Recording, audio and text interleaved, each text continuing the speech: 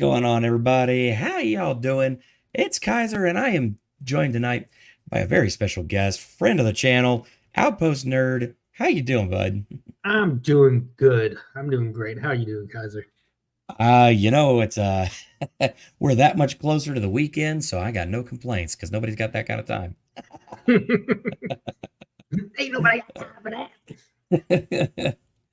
And I just realized I did a really dumb thing before we even got started. I got so caught up with everything else that I forgot to put the show out there on the Discords. So, Row. I'll go ahead and run that out real quick. Oh my goodness. But we've already got some folks dropping in the show there already. We got Wendy. Hey, what's going on, Wendy? Cool gamer. Good to see you. What's up, And let's guys? see, we're live over on Rumble and here on the tubes. All right. And let me just grab that real quick. Oh, fantastic.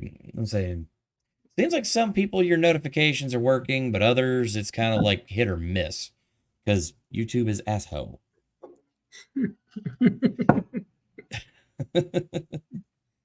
I don't uh, understand YouTube half the time. I don't understand where they come from. I miss it before the apocalypse. I miss that kind of YouTube.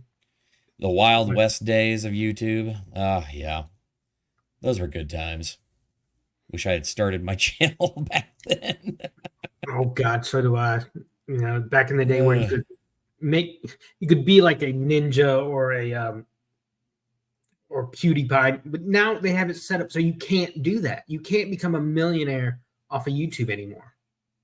yeah, it's like, I mean, even if you do hit it big, I mean, it's kind of restrictive, and it's like one of those like, hey, I mean, I never really intend on completely turning this into a job or anything like that. It'd be nice, don't get me Neither do wrong. I. I've Yeah, always wanted to be my own boss, but at the same time, it's like, yeah, they've kind of closed the door. I think those they did. creators are probably like, not only are they their main draw, but they're also their main source of money going back out the door. Well, it's like YouTube. They make their money off people, but they have no problem kicking those people to the curb. Yeah, absolutely, they do. I mean, you have to, in order to succeed, you really have to find a niche at the right time. I mean, Yep. I watch Ricada Law all the time. I don't know if you do, but he was able to get in. There was no lawyers before him talking about cases and legal stuff before him. And Right. with the, I started watching him around the Vic Mignogna case, so it's been about 4 or 5 years now. Right. And it's just every large case he had just shot him up higher and higher. Then you had the Rittenhouse case, and then the Johnny Depp trial. I mean, I remember going to work one day, turning my radio on, flipping through the channels, and stopping on this talk show, and there's Nick talking about the Kyle Rittenhouse case, being interviewed by the guy. Yep. And you but you have to, he found a niche and really has learned to just, and skyrocketed from it. I mean, he was like one of the top 5 YouTube super chat earners a year or two ago before he signed up with Rumble. Yeah, and it was only really because YouTube screwed him so bad that Yeah. he even went to Rumble in the first place. And now Mm-hmm. same thing with like Crowder. I mean, they're making bank over there on Rumble. I Oh mean, yeah.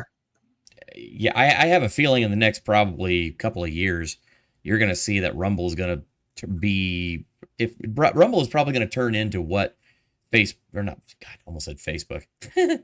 What YouTube used to be back in the Wild Mm-hmm. West days. And I think, what was that other media company that Amazon pulled the plug and they just collapsed like a year or Oh two ago? gosh, yeah, I don't remember off the top of my head, but yeah, But you I know the know, I one I'm remember the talking one. about. Yeah, I know the one you're talking about. I can't remember the name Oh, of it. maybe Chad will be able to tell us. But I think they learned from those mistakes and like relying on one of these server companies that Amazon and Google has Yeah, control of. I And I want to think say that Cloudflare. I'm not sure. I don't Not sure.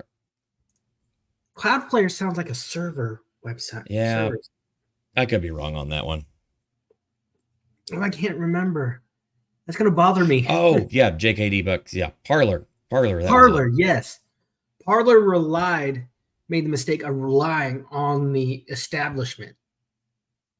And I think Rumble has learned, like, we can't do that. We have to build our own system. And I'd say over the past year, Rumble has really, the user interface is leaps and bounds of what ahead of what it was like this time last year. Oh, absolutely it was. And the only thing I don't like about it is you can't change your screen name. Once you sign up, your screen name is what it is. Yeah. And that's the. Oh, thank you to Shade Chaser over there on Rumble. Yeah, also saying Parlor and corrected me that Cloudflare is the security that censors who they choose to. Ah, that's where I remember that name from. Okay, thanks, Shade. We're seeing just these companies that they claim to be platforms, but they're not. They're publishers. If you look at their practices, and this is what was it? Section 8, or not Section 8. What's that? Section 230. Section 230. Section 230 protects platforms. They're getting these perks for claiming to be platforms, but they're not. They're publishers. I mean, we saw it a few years ago with Twitter, especially, and I love Twitter so much more since Elon took over. And what he said yesterday was just had me dying. Why? I wouldn't know what you mean. What did dear old Elon say? Oh wait, I have video. Yay. I have to admit, I loved watching this. This is great. We're just gonna go ahead and play it straight up. Apology tour, if you will. That this had been said online. There was all of the criticism. There was advertisers leaving. We talked to Bob Iger today. I hope they stop. You hope? Don't advertise. You don't want them to advertise? No. What do you mean? If somebody's going to try to blackmail me with advertising, blackmail me with money, go fuck yourself. But go fuck yourself. Is that clear? That audience had no idea I how to hope it react. is. Hey, Bob, if you're in the audience. well, let me ask you then. I love that. Yeah, that pause, that just like, oh shit. They really did not expect that one, and then he dropped the bomb on that. It's like on that, and yeah, it was great. So, and I love his response later in the interview. Well, the interviewer says, "Well, what are people going to? People are going to blame you for Twitter shutting down." No, they won't. Let the world decide. The world's going to decide that these advertisers are the reason.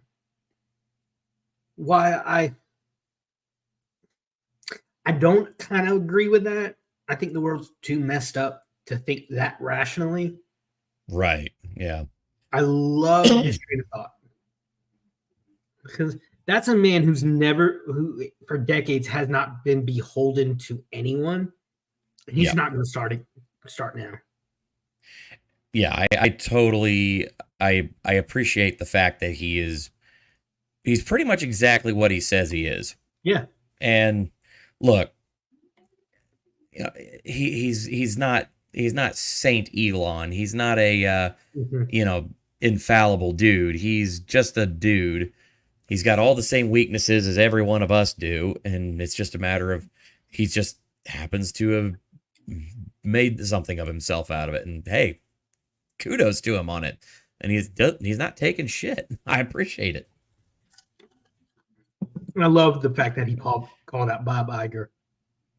Yes. Did you see the effect that had today on Bob Iger? Holy crap! Today, Oh, so there's some news we're going to be talking about today. That was actually trending on Twitter earlier today. Basically, people after what happened, and it essentially came out that Bob Iger himself was encouraging other advertisers and other big advertising companies to pull ads off of X, Twitter. I'm never going to stop calling it Twitter. Basically, to pull ads off of Twitter and not advertise with Twitter because of some tweet that he had. I've seen the tweet. I mean, I don't agree with it, but at the same time, it's like even Elon has come out and said, "Yeah, okay, I did not word myself very well on that one," and He said that I in need to, that interview. yeah, In right, another part of that interview, he said it was out of the 300,000 tweets I put out in my life. That was probably yeah, the stupidest, worst one. And I apologize. I yeah, tried to clear, and he went. His next tweets were to him kind of clarify what he meant. exactly. And ultimately, what he meant was fairly benign, really. Mm-hmm. Yeah, it's just ridiculous because I mean they will the mob will sit there and they will absolutely dig through, like you even said, thousands of your old tweets, of your old things that you've put out years and years ago, and then they'll find the one thing, the one time you slipped up to hang you on, Mm-hmm. It's like, and that's just sorry. ridiculous. No, you're good. It's like, you remember how they had Elongated Man in the Flash for a few seasons. Yeah, The thing with him, and it was a little girl actress from Disney. I don't know her name. She goes back like 10 years on his Twitter and finds a joke that he made 10 years ago and got him kicked off the show. It was the same thing with Gina Carano. Pedro Pascal said pretty much the same thing on his Twitter around the same time. But exactly. you can't fire the Mandalorian, even though basically it's Clint Eastwood's grandson. I heard it's more in the costume than Pedro Pascal. Pedro Pascal got so pissed off a few weeks ago, someone called him a voice actor. Yeah, and it's like, dude, you when you've worn out all your good graces by, I mean, I don't know if you've heard some of the behind the scenes stuff from the Mandalorian like production, but yeah, him like Pascal ruining whole takes by ripping his helmet off in the middle of a take because he was getting mad that they couldn't see his face because he wears a helmet. And then finally they're like, "Okay, well, what do you want to do?" And he's like, "Well, let me still voice the character, but you could just get somebody else to wear the suit." And now he's complaining, "Oh, well, I mean, somebody calls him a voice actor and now he's just like pissed off. He's like, "No, I am the Mandalorian." Like, "No, you're not. You're a voice actor." And the thing is, that's not a problem in Star Wars. I mean, look at James Earl Jones, for Pete's sake. Yeah. Do you realize the first time that James Earl Jones and Carrie Fisher ever met was on an episode of The Big Bang Theory? There's an episode crazy where to me. Sheldon runs into James Earl Jones at a restaurant. Yep. He's just standing there looking at him, just with this weird grin that Sheldon would get. He's like, and James Earl Jones says in his booming voice, "Let me guess. You love Star Wars, don't you?" And he shakes his head emphatically. "You don't care that I was in anything else, do you?" And he shakes his head no. He says, "Come here, I got a secret for you. I love Star Wars too." And they go on, there's this huge monologue of them hanging out, going to the fair, and then they go up to this random house and play Ding Dong Ditch. And Sheldon asks him, says, "Who lives here?" Jones says, "Carrie Fisher, and you better run because she's a little crazy." So he rings the doorbell and they both run off. And Carrie Fisher comes out in a robe and a bat. And she says, "It's not funny anymore, James." And then he responds off screen, "Then why am I laughing?" The first time she said in an interview, not Oh no. Oh, we lost Outpost. Okay, well, he's got the link. As soon as he gets that, we'll bring him back in. Rutro. There you are. Sorry. Hey, there we go. Still getting used to this new computer. Totally understand, man. Luckily, we were able to get you back. But yeah, Yeah. you were saying, like, he said, but why am I laughing? And Carrie Fisher said that was when she came to film and saw him. She is the first time they ever met. She throws her arms up and says, "Dad," and gives him a hug. It's the first time they met in 40 years. That's awesome. And the guy who played like in the suit, he was this stuffy British guy who got pissed that he was dubbed. Yeah, over. I remember that. Yeah. Let me find him here. He was a bodybuilder. I remember that Shelly's here. 3. Oh, cool. One of my favorite people on YouTube. Hey, Shelly. Good to see you. Thank you so much for dropping on by. Yes, thank you, JKD Buck. David Prowse. That's it. He was Welsh. His performance was great, but his voice was just yeah, the original voice. Oh God, I almost have to find a clip of that now. It's just so funny. Yeah, there's a clip I've seen where it's in the interrogation on the rebel ship in A New Hope. He's got this. He's got that typical. Yeah, he just recently passed away. Yeah, he was Welsh, and he's got that typical Welsh accent. Sorry, there's no way you'd be shaking your boots with a Welsh guy.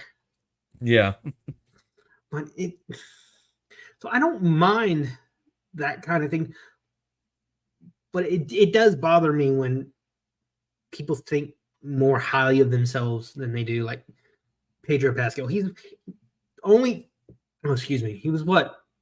You saw his face twice on The Mandalorian? Yeah, in season 1, and then I don't think you saw him at all in season 2. Oh wait, no, you did see him season 2. Yeah, it was when they were him in right. Mayfield. Because Bill Burr played yeah. Mayfield is one of my favorite Star Wars characters. He's actually at least cool, and I like Bill Burr, so I give him that. Yeah, one. I don't like his wife though. His wife is not going to get at that.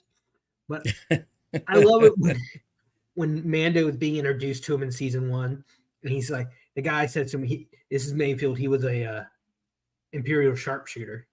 And you see kind of Mando kind of cock his head a little bit, and he says, "I wasn't a stormtrooper, jackass." Yeah. But and then in season 2, in his episode, it was really cool. You got to see him; he could actually shoot. I mean, from like he hits his target from like 300 or 400 yards away, and it so impressive that you had Cara Dune and Ming Na Wen's character, whatever. They're like, wow. But then I think it got really. Mandalorian fell into the trap that all good shows do. It went woke and started taking away from its main character. Yep. I mean, I agree with there. In season 3, it started becoming the Bo-Katan show, in my opinion. Yeah, that season 3 was completely off the rails. I basically, I think I watched all of about maybe 5 or 10 minutes of the first episode of season 3, and I'm like, nope, I'm out. Well, there was an Witty episode, says, I didn't know this about Pascal. Yep. Yeah, there was an episode where he just basically hands her back. He comes up with this bullshit excuse and hands her the Darksaber. It's like, are you fucking kidding me? And then it had like, Jack Black. Absolute cuck. Yeah. Had Jack Black and Lizzo on it. Yeah. Oh my God. Jack Black and Lizzo together on an episode of The Mandalorian. And I'm just like, oh, you guys just had like a bunch of names and a hat. Yeah. For cameos that you wanted to do, and you just pulled 2 names out of a hat. Christopher Lloyd, who people have been begging for years to be in Star Wars as a Mandalorian. They wanted him as a Mandalorian because Back to the Future and the DeLorean time machine. Ah. And then they just Okay, that one took me a second. All right. they screwed him over so bad. And I like Jack Black. I think he's funny. Jumanji, or those two movies are really funny, and he's great in it. Love Tenacious D, love his music. Yeah. But you put him with Lizzo, and it was like he was acting against a brick wall. She was not giving him anything. I'm a trained actor. I studied theater in college. I've done a few things on screen and behind the scenes, and it was like, God, woman, show some emotion. Yeah. Jesus, you're killing me. I mean, she treated Grogu like he was a little pet the entire episode. Yeah, and I think that's just it's bad direction coupled with basically sloppy writing. Yes. You've got a company that I mean let's be honest, there's been so much infighting going on within, Lucasfilm as it is, that I mean it just was getting bad. And so I mean allegedly there was this whole plan to where they were ended season 2, where they were going to introduce Grogu to go off with Luke, and then Mando was going to continue on, and it was Grogu was going to just go off and do his own thing. They were like, yeah, we're writing him out of the story. And then of course, what does Disney do? Disney just goes, no, that's my little cash cow. You're going to put him back in the damn series. You're going to find a way to make it work. And they're like, yeah, we can't do it without completely undermining the character now. They ruined Luke for just that reason. Yeah. Yeah, and Wendy in chat asked the question, was this pre-strike? Yeah, this was about 2 or 3 years. This is a couple of years ago, yeah. Like, this was just after season 2 ended and so before about 2 production. Years. Yeah. Because this Luke that we've seen in the sequel series and in the TV shows, I will go to my grave saying this is not Luke Skywalker. This is not the optimistic young man who stood up to the devil, basically, and said no. Yeah. He would not try to kill his own nephew like this. Now, in the comics and in the books, he eventually has to send someone to kill his cousin when he falls to the dark side and becomes the Dark Lord. But it's not his first choice. He tries everything to save him in the expanded universe. Before that, they left out. JKD Buck says, I hate them all for the Last Jedi. I'll never forgive nor forget. Yeah, I totally agree. And the thing about the Last Jedi, they tried so freaking hard to retcon Rey. They showed her the whole training sequence was a response to people saying she's a Mary Sue. Yeah.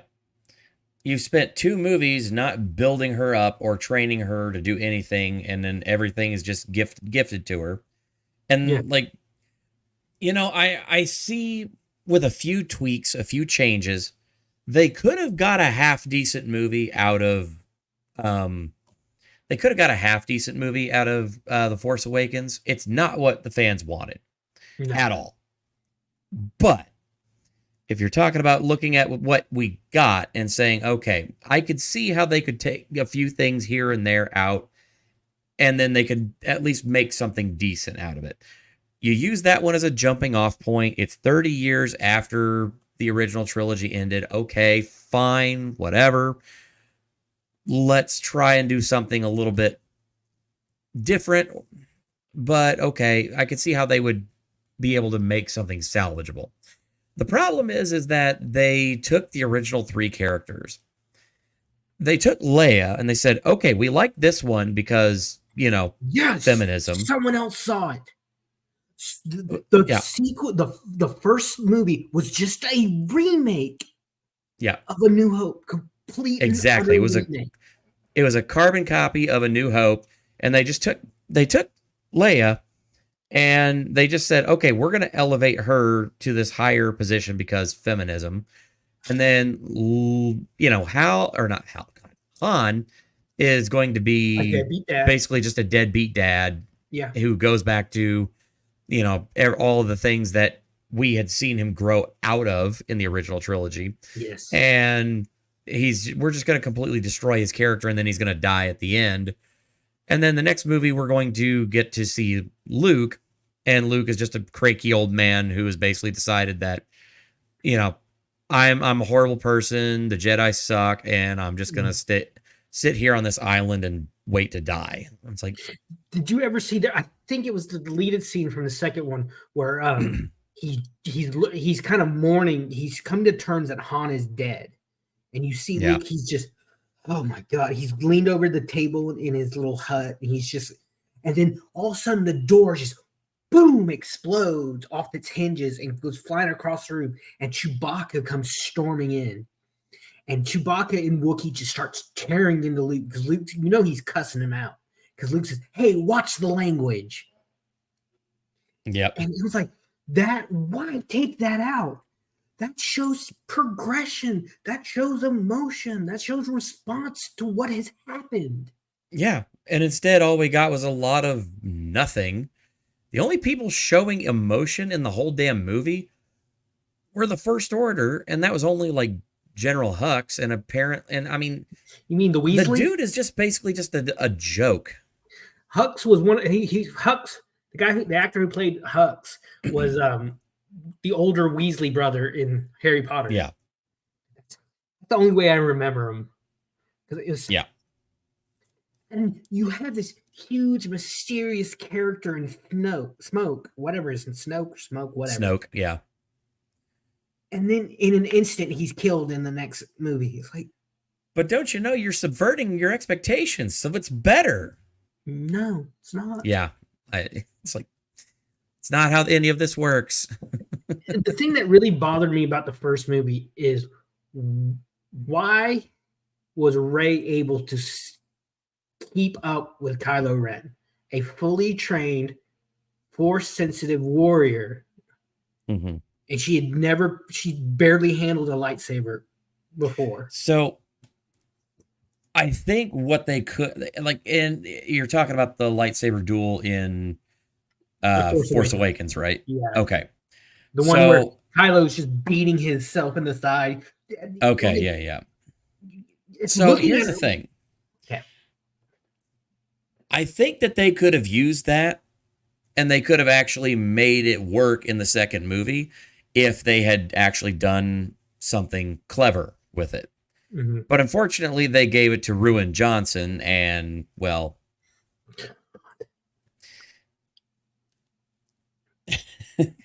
Again, I think they could have done something interesting with it, like maybe she had some kind of, like, connection to someone, or maybe she had some kind of, like, maybe she was, like, one of the other students that maybe survived, but she had amnesia.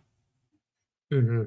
Could have been a whole number of different things that they could have done, but then nope, they just decided she's a Mary Sue character and that she's just better than everybody else, and she's also Palpatine's granddaughter. Yeah, the literal granddaughter of the most evil dude in all of Star Wars, and then she takes over Luke's mantle, takes his last name, takes his house from him, and I'm now your Skywalker, and you're gonna just like it, you filthy plebs. Yeah, that's basically what they said. Yeah, and it's like when you're hired as a director for something as big as Star Wars or Star Trek, or any of these huge, including Marvel, you're not hired to create something yourself.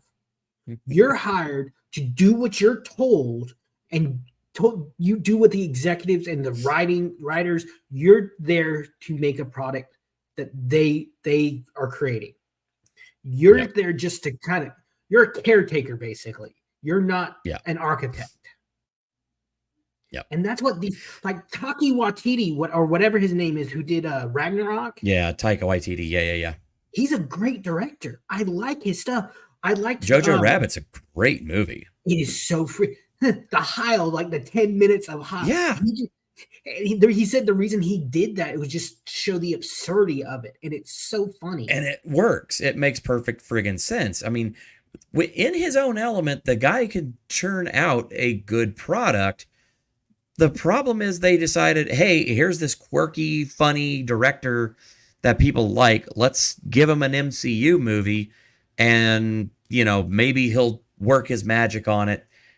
But again, they're taking something with Disney. They're taking something that works outside of the MCU and they're like, we want you to bring all of that over here, but we're going to give you a list of rules that you have to follow to do that. Like, I have a very unpopular opinion I'm about to share.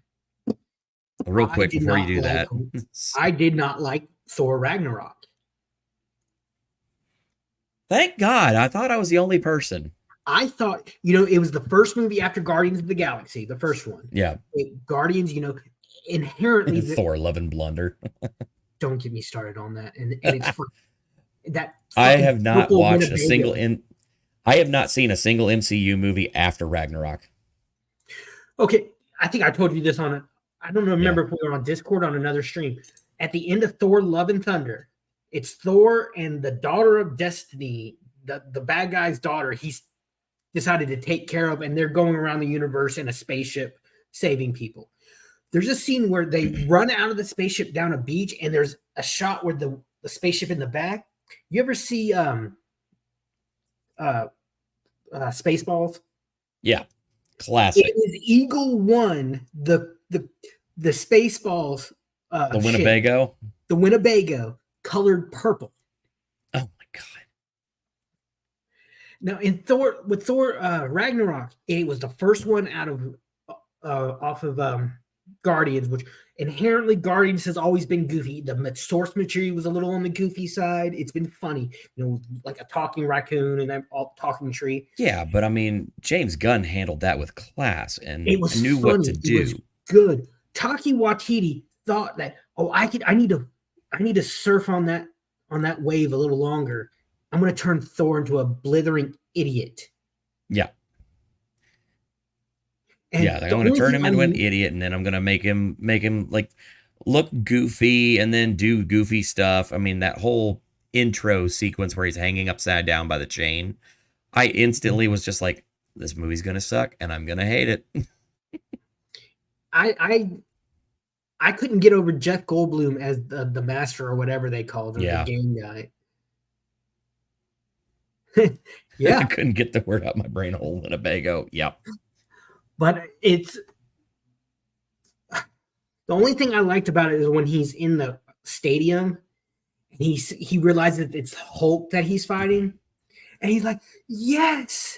He says to everyone, that's a friend from work. I love that line because I love the backstory behind it. Yeah. The backstory is they had a Make-A-Wish kid on set that day.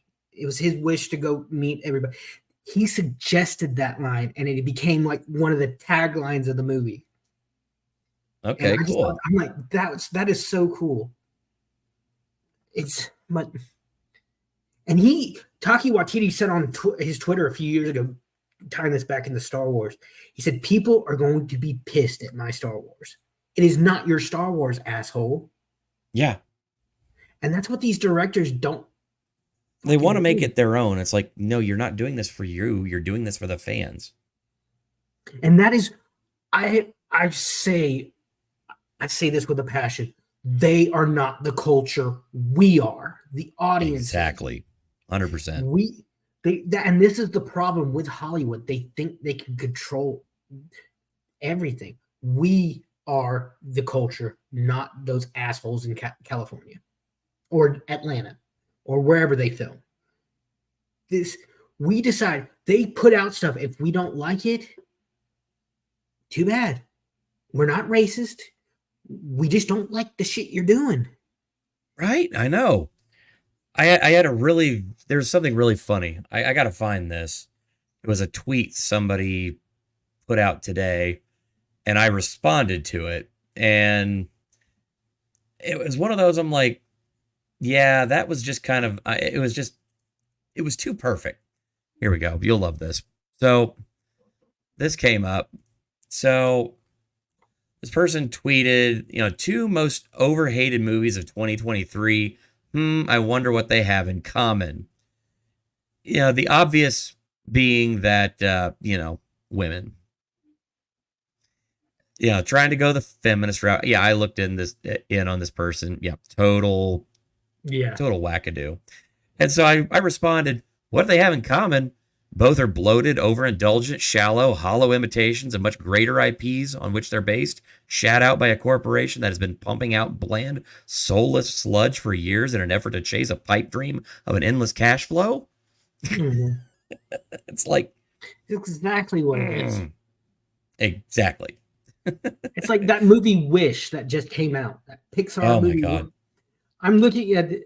It cost $100. It had a budget of between $175 million to $200 million. It was just over 200 million. They capped it at 200.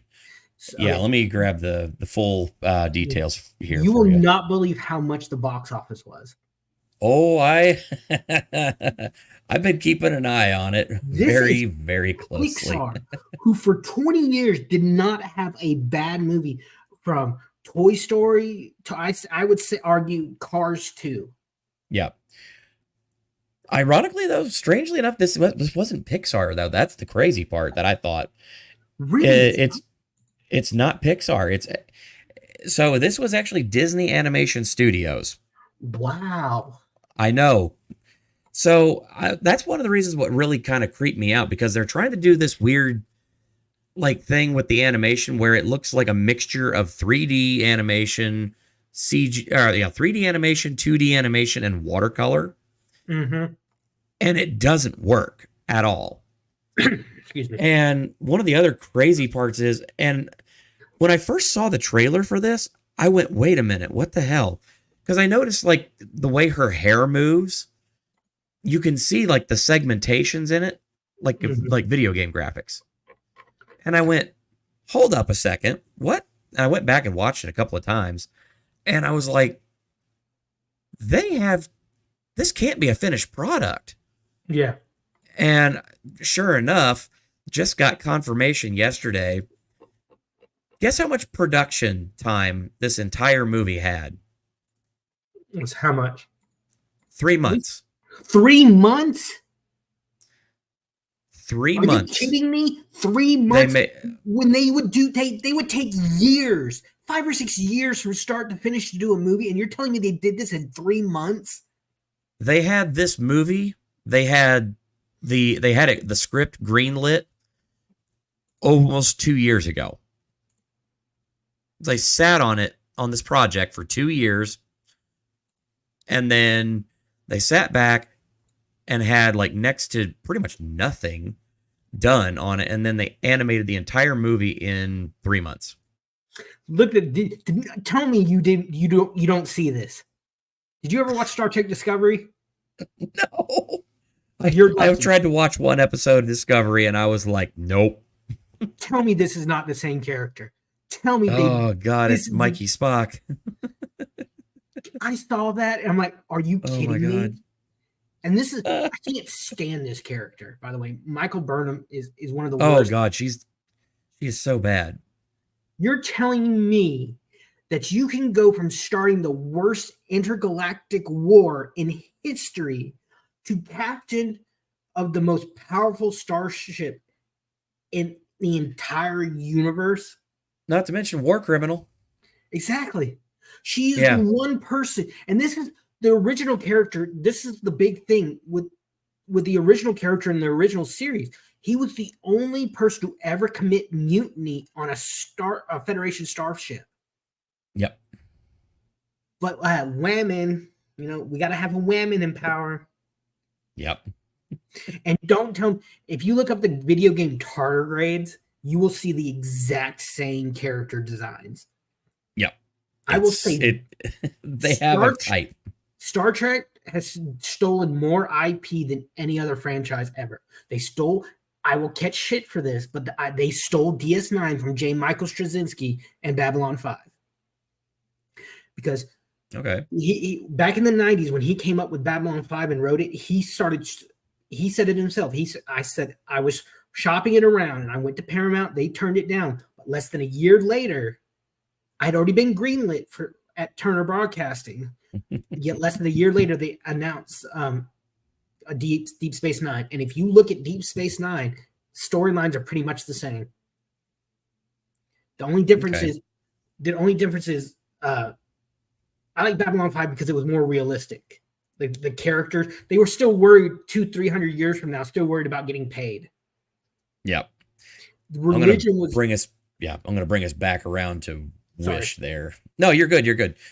This is great. I'm loving this. But let me bring us back around to Wish, because this is something we need to kind of point out here. So this movie had a production budget, $200 million. That is the posted production budget. Mm-hmm. Now, what's interesting here is that, again, we're looking at the situation there on the ground. This is right now. Yeah. This has been updated every day, day on day. And this movie it came out last weekend. So It had a 5-day holiday opening. Sweet. It was the only Disney property, like specifically Disney. It did have the Marvels that it was also competing with at the box office, but is that really Marvel competition? Had been out like 2 or 3 weeks before already. Yeah. Well, the Marvels had an 87% audience fall off, like from week 1 to week 2. Yeah. And then this movie, the people turned out, and we only got 33.9 domestic. Do you want to know what the original domestic box office take was? And it was the pessimistic version. What's that? Let's see. Yeah, like 3 days before this movie came out, the pessimistic numbers on this one were 54 million domestic. Jesus Christ. They revised the numbers the day before it released in theaters to 25 to 35, and it underperformed even that. See, I think Pete, I hope they're starting to see this, but I think audiences are getting tired of big white man baddie versus ethnic heroine underdog. Well, this movie's straight up communist. Yeah, because the so-called evil king, the evil white man, he basically he's like, I have the ability to grant wishes, but I can't grant everyone's wish. It would be chaos. So I grant one person's wish a year, blah, blah, blah. And then this girl just comes along and like, I'm better. I can just, do Disney princess shit, and I'm going to make it so that way everybody, gets, their wish. Yeah. And, there's again, she's always described, and it's crazy to me that whenever they went into the production phase of this, they actually went in front of everybody and said, hey, when you're writing the music, the main character, she's an activist. And the composer for the movie is just like, what am I supposed to do with that? Like, I don't know how to write, quote, activist music. It's not a descriptor that I can use. Yeah. And, well, we're finally, after this, the Marvels, and then they recently just announced that 2 guys who were involved in a lot of the, what do you want to call it? Basically, the legal money laundering at Disney behind the scenes, they just got added onto the Disney board. God. And yeah, literally as of about, let's see, not even hardly 12 hours ago, Nelson Peltz of Tryon Management has officially announced that he is going to be stepping up his bid to basically oust Bob Iger at Disney, and he's going to take his case to get on the Disney board straight to the investors over there at Disney. Because he's like, yeah, we've given Bob time after time after time. We've given him the benefit of the doubt so many times. And he said, okay, I'll get better. I'll fix this problem. And he doesn't fix the problem. He makes it worse. Yeah. Did you see South Park, the Pandaverse? I freaking loved it. Oh my God. I love that Cartman one is so much. Kathleen Kennedy, and her only response, the only thing she says the entire movie is, make it a woman and make it gay. Oh, I know. Trust me. I know. Put a chick in it, make her gay. Put a chick in it and make her name it gay. Sure, yeah. Well, let's try that. Again.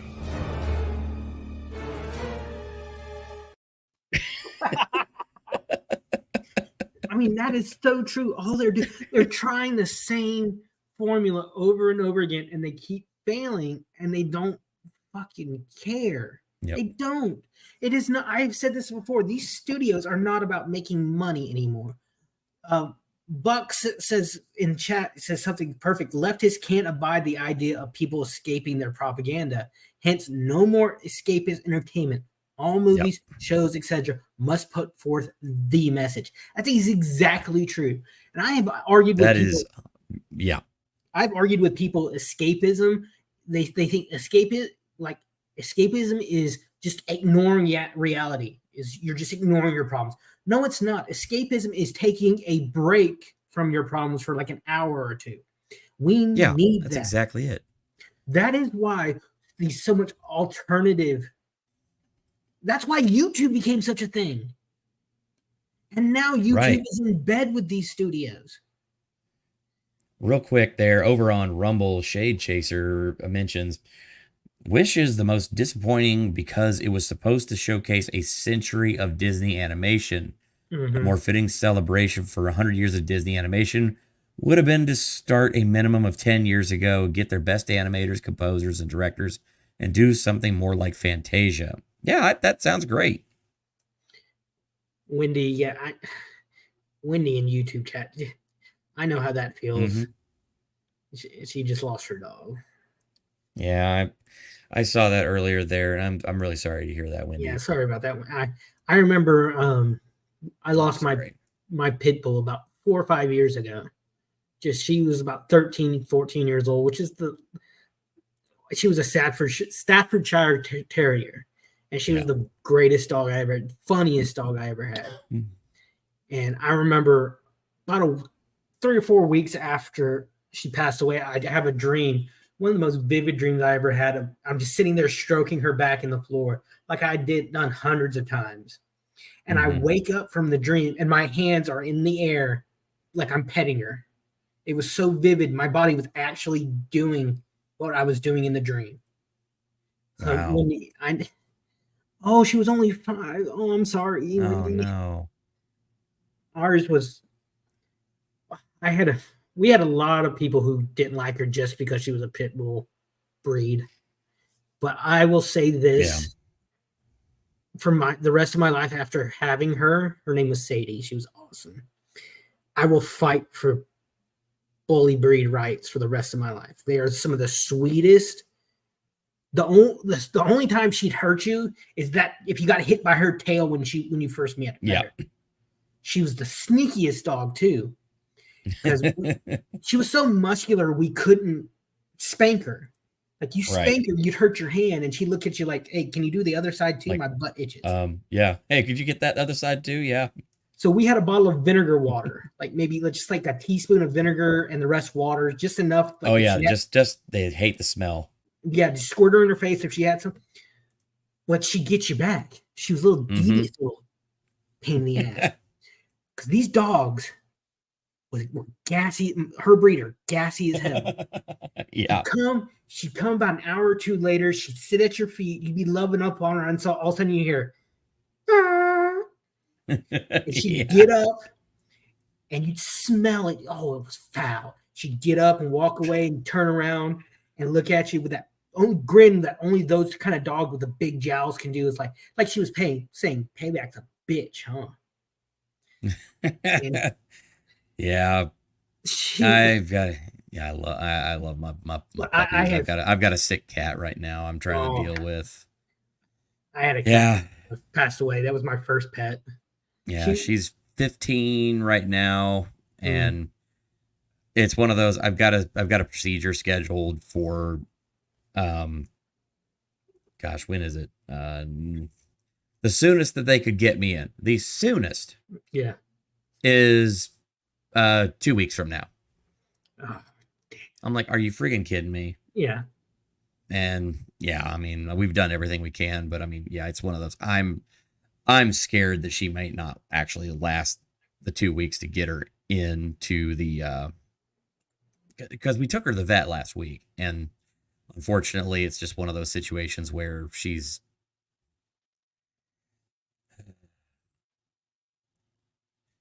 Yeah, it sucks leaving a pet. Anyway. Like that. My cousin had a cat for like between 15 and 20 years. About a month ago, she had to say goodbye. Yep. Anyway, let's say less depressing subject. Yeah. I love dogs.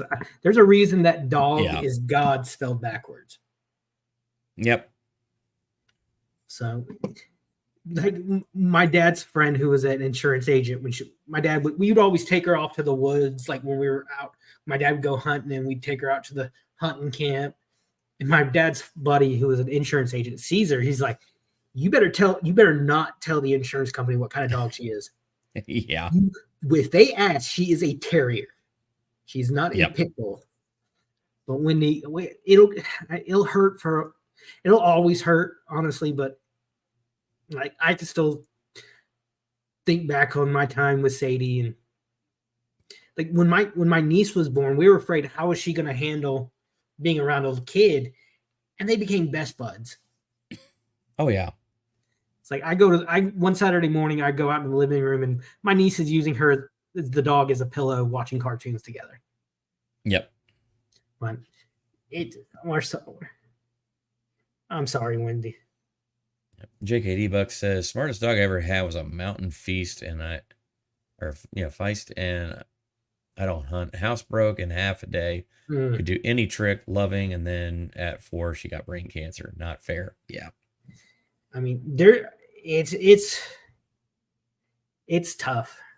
It's like that old Doctor Who scene in School Reunion where the doctor says to Rose, he's like, you can spend your whole life with me, but I can't spend my whole life with you. Yeah. That's the way I see the relationship. And that's what, speaking of Doctor Who, God, that 60th anniversary was shit. I don't even want to touch that one with a 10-foot pole. Not yet. I'm like, it's so polarizing right now. But I literally recorded an episode of my Real Talk Entertainment Update on it. Mm-hmm. And I forgot to unmute my microphone.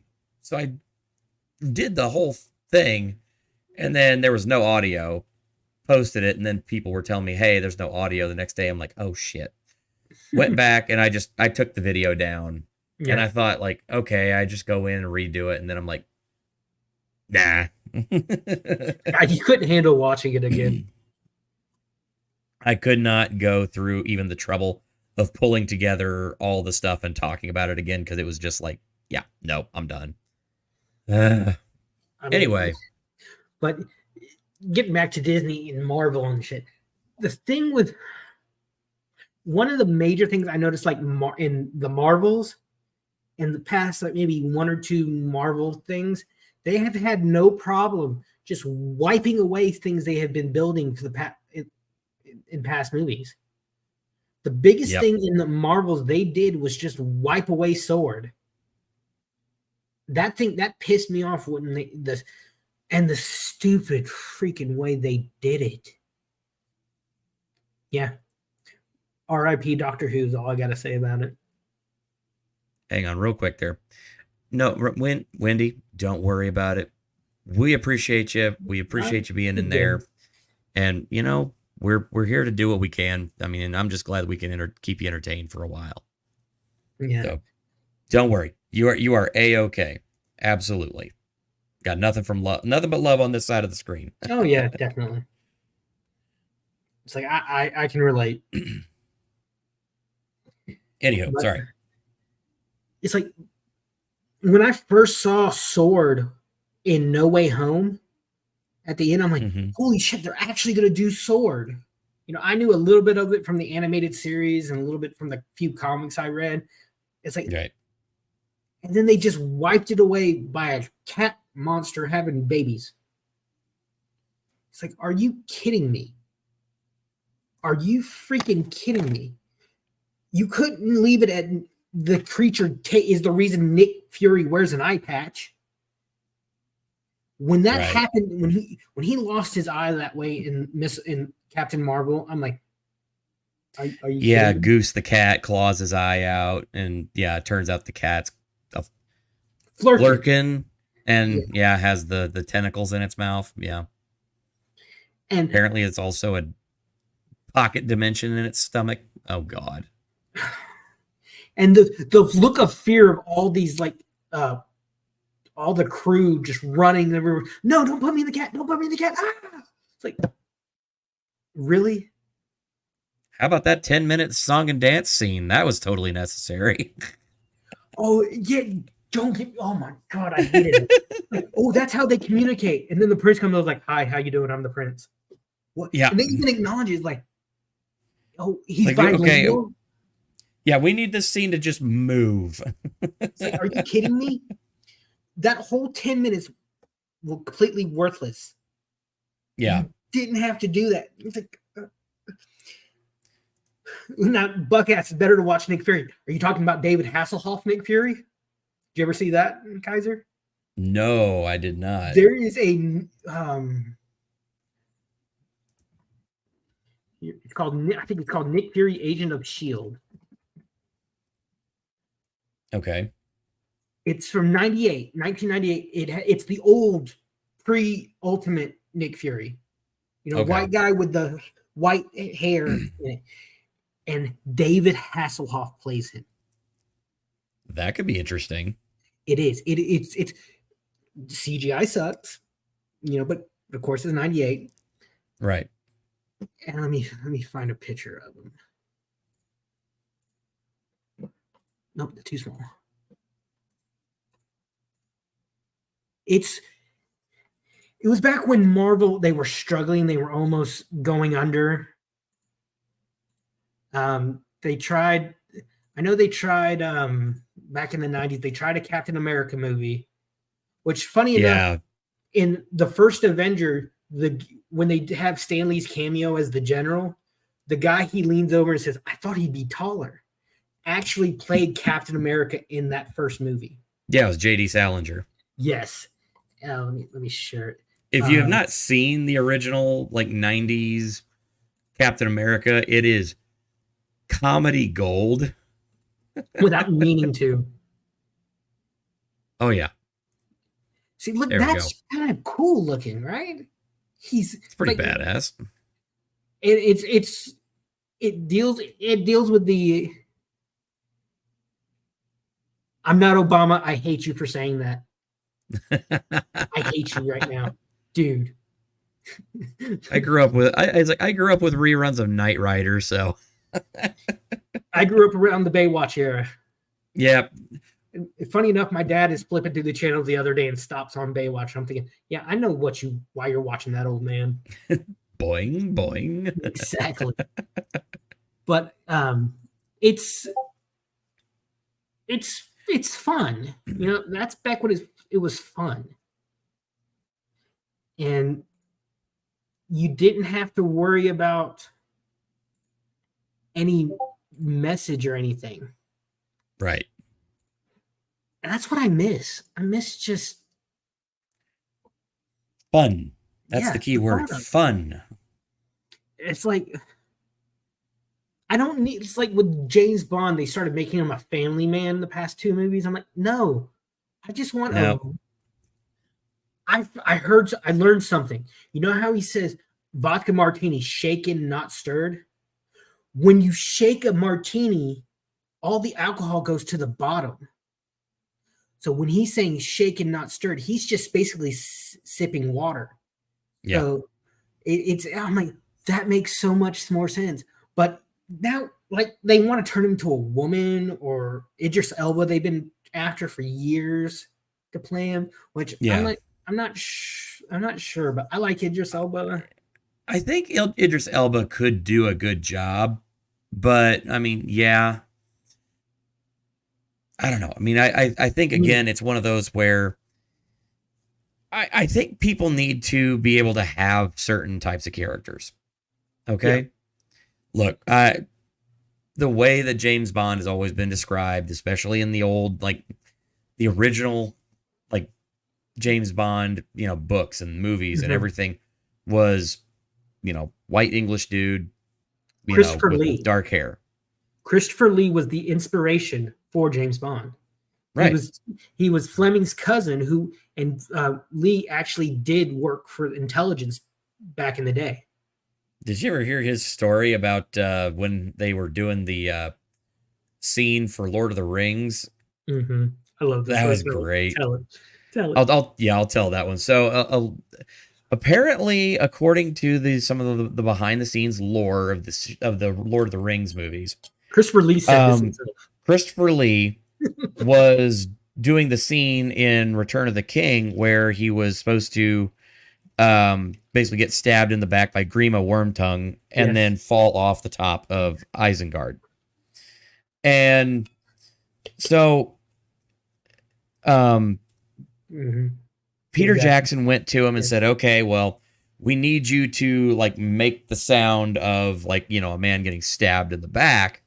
He wanted it big. And they want it big. And it was like and he literally just looked over at Peter Jackson and said, that's not what a man who gets stabbed in the back sounds like. Yeah, he says something along like, have you ever heard the sound of someone getting stabbed in the back? I have. Yeah. Because it turns out that Christopher Lee was a member of the OSS during World War II.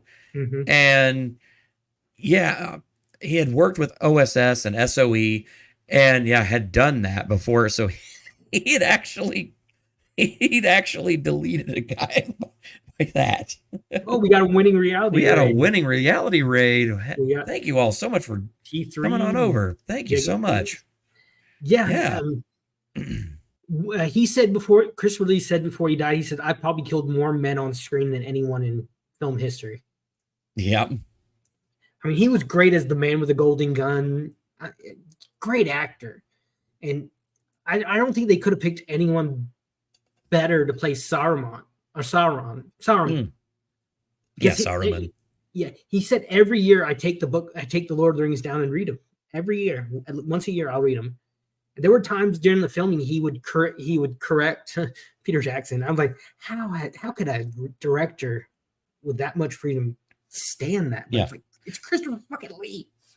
Well, again, I mean, also with Peter Jackson, I mean, he flat out said, like, look, my job is to try and make the closest adaptation I can to the original as possible, and to not add in my politics, to not add in any extra stuff, and I'm going to try and do right by the source material, do right by Tolkien, and it's not my business or my place to insert additional stuff in there. And, for Christopher Lee, who has that experience with that, to come along and go, hey, just want to make, is like, here's kind of what I'm looking at. Here's what the book says. Here's kind of what I think we should do. That comes from a collaborative process, but also a mutual respect, which I don't think a lot of Hollywood has anymore. No, they don't. I've directed some things on stage, and at first I'll say, hey, here's what I want. And then I'll say, what do you guys think? What do you think your characters would do? And some of that collaboration has come up. I had one friend who I loved working with her on class projects. She could take your idea and just run with it. Go take it leaps and bounds ahead of where you could. You don't get that anymore. It's the director's like, I want it this way. This is my way, no other way. It's like, dude, if this is bad, you're not going to be the person who catches it in the neck. I, as the actor, will. I think that's what a lot of people don't think. It's like, I worked at grocery stores. I worked at the front end of grocery stores, cashiers. We don't make the prices. We don't stock the shelves. But when something goes bad, who are they going to go to? They're going to go to the front end. Yep. And that was my first job, cashier. Yep. I hated it. Oh, it was terrible. Grocery store cashier. Yep. It's kind of a local chain here, but in the Midwest. But yeah, they're called Myers. But it's kind of like a super Walmart, but slightly classier. But Christopher Lee, he had this air of authority, air of class, that even if he played like small roles, like in Willy Wonka in the Chocolate Factory, he played Willy Wonka's father, and he just had that air of authority, and he could fill a room with just by entering it. Yeah, and I mean, he brought his full range of talent to every single role that he did, no matter how big or how small. That's a mark of a professional right there. And I feel like taking it back to Star Wars, his Count Dooku was a villain that you kind of almost rooted for. And recently, this past year, they did Tales from a Jedi. I don't know if you ever saw that, which showed you there's a reason that it shows you the reasons leading up that Dooku leaves the Order. He basically leaves the Order the day Qui-Gon dies. He's kind of disheartened with the Republic through a couple missions, but when he realizes if the Jedi would have listened to Qui-Gon, my student, my Padawan would still be alive. Right. And there's a literal scene where Obi-Wan and I think Obi-Wan's reporting, but it's a scene out in the hall. Qui-Gon's like, I'm done. I mean, Dooku's like, I'm done. And then he leaves, and you kind of realize why he was. Yeah, Alexander has a good point. Dooku wasn't really a Sith; he was more of a fallen Jedi. Right. And that's why it explains he didn't have the yellow eyes and the complexion that a Sith has, like you see with Palpatine and Vader. I think it would have been much better, in my honest opinion, if he did not have the red lightsaber, but that's just kind of a bad guy, red lightsaber. I'm like, come on, really? Yeah, pretty much. Yeah. But it's just, you don't get those good actors who they commit so much to the project that they make it better. You just now have basically yes men in front of the camera. And I hate that. Well, heck, I mean, they almost don't even have that anymore with all the stuff that they are talking about with, during the Hollywood strikes, with trying to essentially replace actors by scanning them. Yes. Yeah, and make them into AI, versions. Yeah, I'd say that's a whole kettle of fish right there. I mean, I have my own opinions on AI, and I know that not everybody agrees with them. And I think like anything, it should be used as a tool, but in like any tool, it should be respected as such. But at the same time, I know human beings, I know people well enough to know that human beings are going to take the path of least resistance every time. Oh, yeah. And they're going to take this thing that should be a useful tool, and they're going to try and make it do all the work instead of being a tool that works for you. So they're just going to go completely whole hog, and it's just going to become bad. It's going to learn. Well, we've seen that. I think when they started de-aging actors. Yeah, I have a lot of problems with that. The first movie I can remember off the top of my head seeing that is Ant-Man, when they re-aged Hank Pym back into the 80s, and it didn't look right. The uncanny valley effect. Yeah. The thing is that when like the cheeks don't move. Like, the thing yeah, Uncanny Valley is kind of like it's a hypothetical kind of, I guess you could say, like a line graph of like, you know, where your believability is, and like um I'm poorly explaining this, but hang on. Uncanny Valley definition. Okay. Used in Is that kind of reference to like the the thing with like? phenomenon whereby a computer-generated figure or humanoid robot bearing a near identical resemblance to a human being arouses a sense of unease or revulsion in the person viewing it. Hmm, So yeah, yeah, essentially it looks it you know it's fake, but it's trying to look real, and it kind of hits that ugh, uncomfortable. creepy kind of look. Yeah, Yeah. yeah. It's I wonder, it's like when you see these AI videos of politicians, like their face just like the bottom of their face moves, but the top doesn't, and it's so. That's one thing I did notice Hmm. about Hank Pym is like when you talk, your cheeks move up and down, and the sides of your mouth go in and out, and Yeah, everything moves. you didn't see that in him. His lips moved, his eyebrows moved a little bit, but the rest of his face, I get maybe that's because of my training. It was like I'm like vigilant. I'm like, oh, just and the whole sequence. It was a good, fun sequence. Don't get me wrong, but just I didn't like the look of it. And there was another movie recently they did that. It looked better, but still was off. Can't remember. Yeah. And yeah, that I think probably one of the, and I will say this, I think probably one of the most interesting and kind of funny versions or of the digital de-aging was actually Rogue One. So Yes, with yeah, with yeah, Peter Cushing and as Tarkin.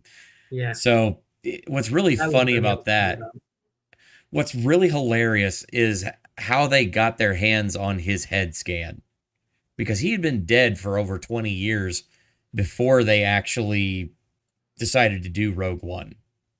Mhm. Have you heard this one? No, I haven't. Oh, this is hilarious. So in the 80s, there's a studio in Great Britain, and or sorry, the United Kingdom. Sorry, it's a American thing. We forget. And so in the UK, they I just have know this. they kicked their asses out. Yeah, that history began on July 4th, 1776. Everything before that was a mistake. I love Ron Yeah, Swanson. he's my spirit animal. Anyway, sorry, I got off track. But anyway, so Peter Cushing did this movie called Top Secret, and Yes, I remember that. It was Val Kilmer's first Falcon. movie. Yes. It was also, yeah, it was I think it was the second movie by uh yeah, Jim Abrahams and the Zucker brothers. Can you When hold that they, for a second? I gotta run real quick. yeah, I'll just talk. So let's see here. Top Secret. Okay. Swedish bookstore. Yeah, that's hilarious.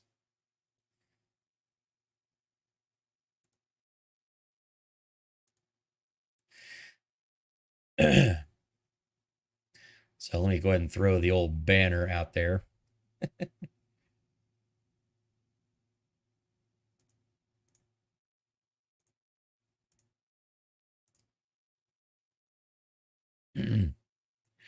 Real quick there, I'll need to hit the chats.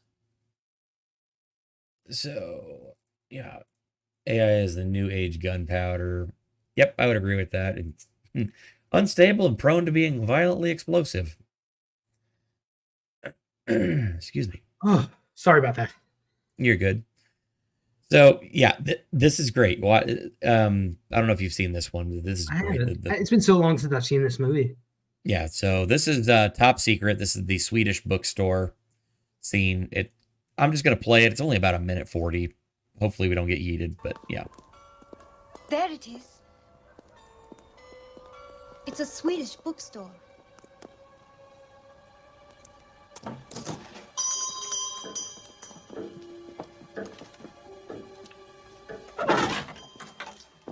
You're going to notice something unsettling about the way this whole shot is filmed. Golly. It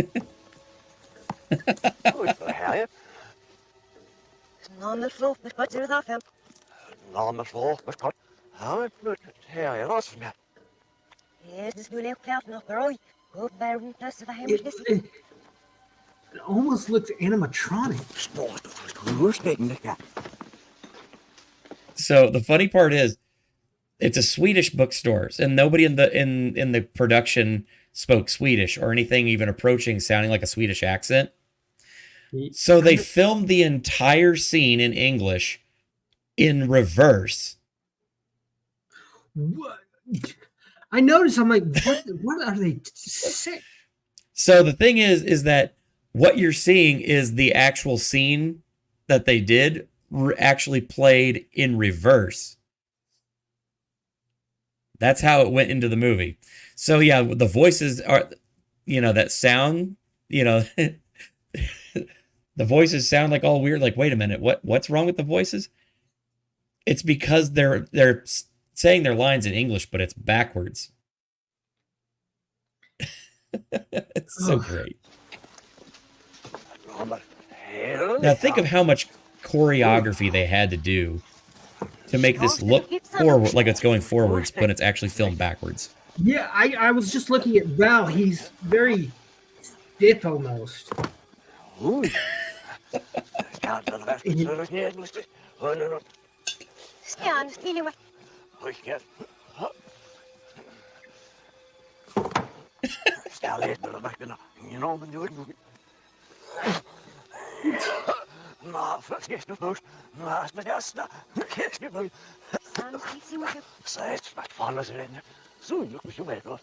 They couldn't just talk gibberish. They had to do it backwards. Yeah.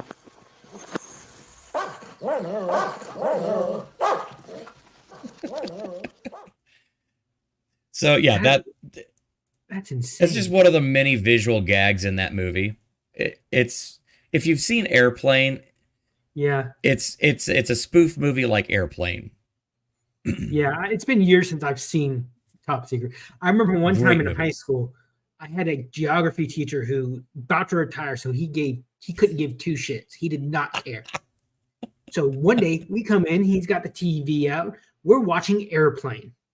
Yes. There's a scene where like the full turbulence going full and across and the girl's screen, boobs. and he starts jumping in front of the screen, like trying to distract us. He's like, no. I'm like, why did you put this on, old man? Because he had ran the year before for school board and lost. So he's like, I'm just gonna retire, so I don't care. We'd make these stingers, where you take full piece of paper super tight and you take the rubber band and shoot them. Yeah, we'd shoot, and all of a sudden he opens his desk, takes a huge one out, like a 2-foot long rubber band, and with like a stinger the size of like a notepad, and just shoots it at one of my buddies. And we're just laughing. He didn't care. Here, I'll go ahead. I'll throw this up there for him. Looks like I picked the wrong week to quit sniffing glue.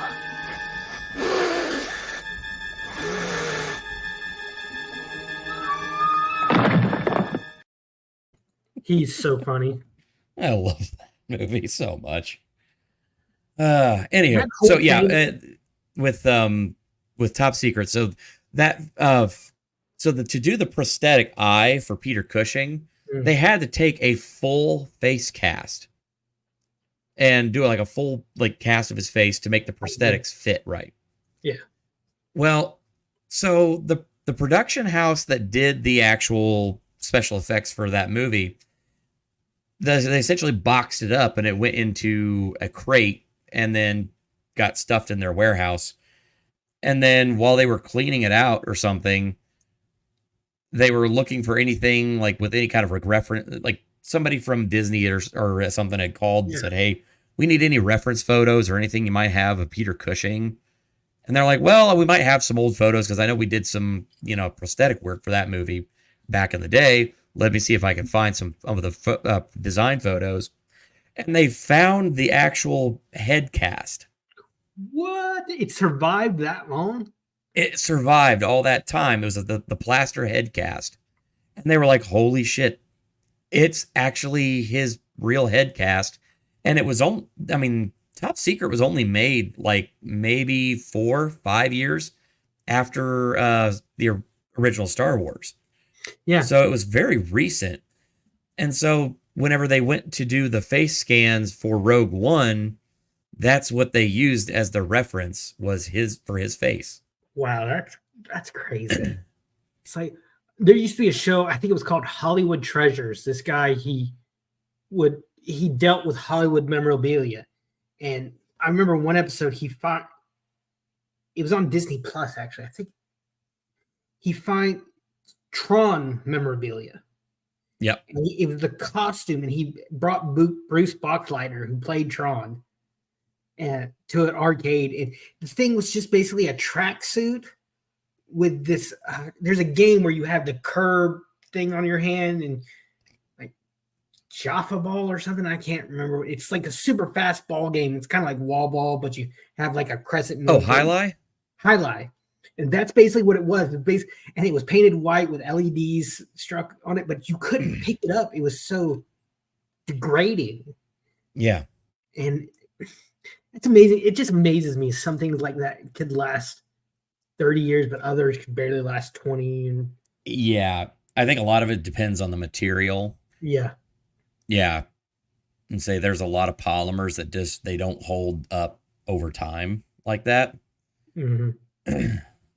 Part of the reason why we're seeing so many firearms companies go back to metal slides now. It's like I saw pictures recently of a Ninja Turtles costume from like the 91 movie. And it was the stuff of nightmares. I think it was, I saw that recently on like a Red Letter Media. They did a review episode of the original Teenage Mutant Ninja Turtles. And it looks like something straight out of like Five Nights at Freddy's. Oh, definitely. I think it was Leonardo, and it was like half of his face was degraded. You could see all the circuitry. His teeth are just like grinning, and I love that movie. That is one of my favorite movies. I can watch it over and over and over again. The original is one of the best. The original Teenage Mutant Ninja Turtles is one of the best and most accurate like movie comic book adaptations. Yeah. Like, and that was done in the 80s. Yeah. It came out in like, what is it? 91? Yeah. I think it was 1990. Yeah. I might be thinking Ninja Turtles, 1990. Yeah. Yep. I mean, it was just, and those suits, they were so, it was amazing that they could still do the choreography that they needed to do in those suits. Like the guy who played Michelangelo was actually nunchucking when it was that nunchuck off with the foot ninja. He was actually doing that. They were actually spinning around doing those high jump kicks because the suits were made by the Jim Henson Company. I think. Yep. They were last movies he worked on before he passed away. Or he passed away during the production, I think, because the first one I think was in memory of him. Yeah, because Henson died in I want to say 89. Yeah. And like it's like the guy who played Kino in the second one, he was actually one of the guys in the suits too. Yep. Here, you'll love this. This will be some nightmare fuel for everybody. So yeah, here's the costume 30 years later. Yeah, that's Donnie. Yeah. Yeah. The teeth would do that. Like they had little battery packs in the head for the animatronics, and when the battery would die, the teeth would like go into this huge grin, and the face would get all wonky, and then they had to take it off and replace all the things. Yeah, that is nightmare fuel. That'll haunt your nightmares. See, but those were movies that were done like Kevin Eastman was actually, I think he was the pizza delivery guy in the first movie. Yeah, I think that's right. This was done with they were done with movies were done with care. The studios, they knew they were the custodians of these IPs. They weren't the masters of them. Right. And to take a concept like Teenage Mutant Ninja Turtles, and Kevin Eastman has said this should not have worked. It shouldn't work at all. But for some reason, people like it, and it does. It became a worldwide phenomenon. I grew up watching the cartoon, and Yeah. I even in the early 2000s, I'd still watch the cartoon, the current cartoon. Mikey was my dude. Michelangelo was my guy. Yep. Funny enough, actually, my son just turned 3, and there's been more than a few times where we get up on Saturday mornings and somebody has posted like the old episodes of the original TMNT on YouTube, and it's like some days we'll just get up and sit there, wake up, make breakfast, and sit on the couch and hang out, just father and son watching Teenage Mutant Ninja Turtles. It's the most wholesome thing ever. Channels, and I'll send you links to these channels that every so often they do live streams. The entire like Kids WB block, Fox Kids, ABC. Oh wow! Cartoon commercials and all. Very cool. And I'll send you these links because it's so good. They do Toonami as well back in the day. That was my shit. Toonami was my shit back in the day. Yep. See, I grew up with Toonami. It was where I got introduced to like Dragon Ball Z, Gundam Wing. Yeah. Gundam Wing. Yeah. The problem is it would be on from like my time from like 2 to 5 or 3 to 5. Yeah. And I was in middle school and I was in band, so I wouldn't get home till like 6 o'clock. So I'd call my my best friend from the band room phone. I'm like, hey, can your mom tape this for me? She don't let her forget to tape this for me. And the bad thing is I'd have to watch it like within the next day or two because she'd just tape over it again and again using the same cassette tape. Yep. Oh, God, they were so good back in the day. They stopped doing it because it got too expensive to make these big blocks of it. And it's like I remember back then dubbing took months. And I remember Dragon Ball Z, it was the Saiyan, and then get up to the Namek saga, and then it start all over again. The moment Goku arrived on Namek, start all over just again. Like whoop, right all over again. Yeah. Because they were still dubbing it. God, I miss those. I mean, hell, they were in a lot of ways. I mean, they were still in production with the original show. Like it still was in. Yeah, I mean, it was still in production for a good long time. I think that they were just finished the Frieza saga by the time we were seeing it for the third or fourth time that Goku had arrived on Namek. Yeah. It's like, seriously? Because you notice that there's a major jump in the quality of animation between like one season and the other season. Well, you also had 2 dubbing companies started switching.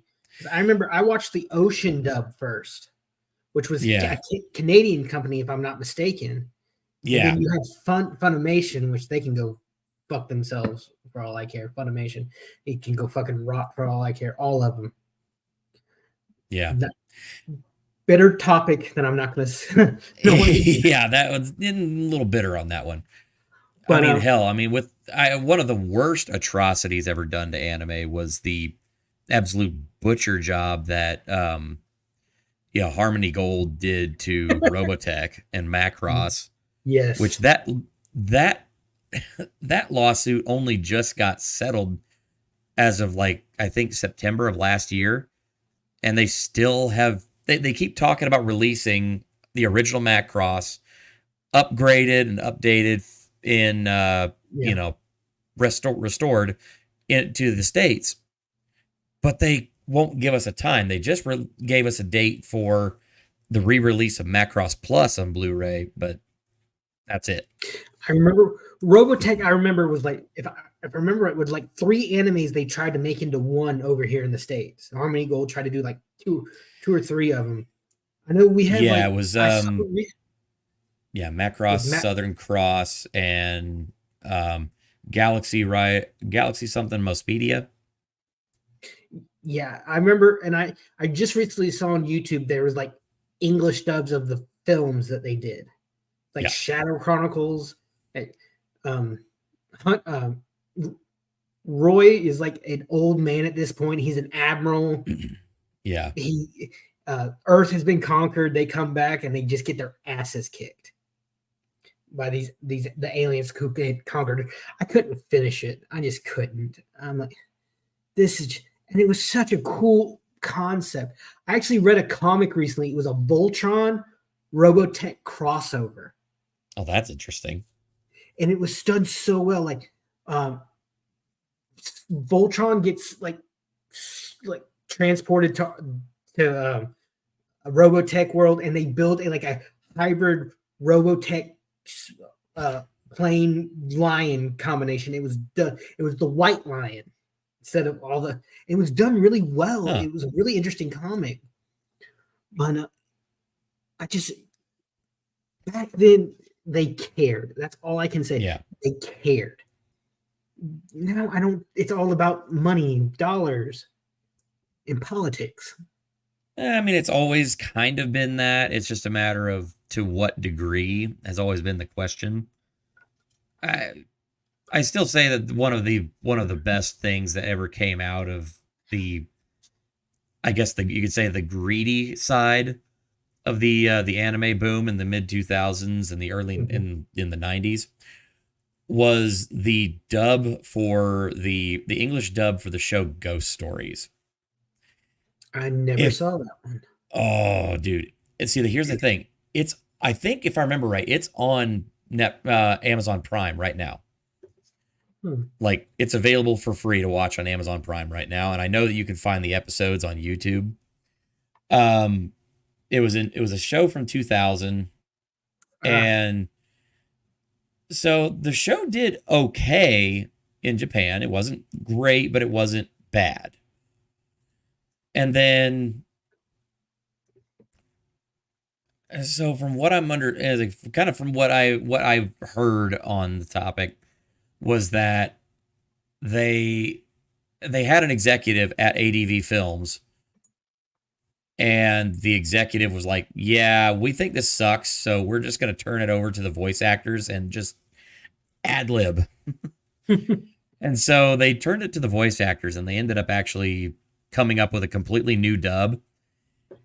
And when it's not being completely and utterly cringe, it's so damn funny that, I mean, you'll be splitting your sides laughing just because it's just so, what the hell is this? The bunny scene is still by far like my favorite of all of them. Hang on, I gotta grab that one. It's just too darn good. See, I like anime. Anime can be serious one scene and then funny the next, and they do it in a way that it fits. Like, I like My Hero Academia. I think it's a really funny concept. They take some of the goofiest powers and they really do well with them. Like, the kid who could shoot tape out of his arm is just seen swinging across buildings like Spider-Man. Yeah. You have this really pervy character that no one likes, who basically, if he throws one of the balls off his head at you, you're stuck. I hate Bakugo, the character who has grenades for arms. I hate him because he's a bully and gets away with it. He threatens to kill his classmates, and the teachers are like, "Okay, you're talented enough. You're going to get away with it." I don't know if you've ever seen My Hero. I've not. I've heard.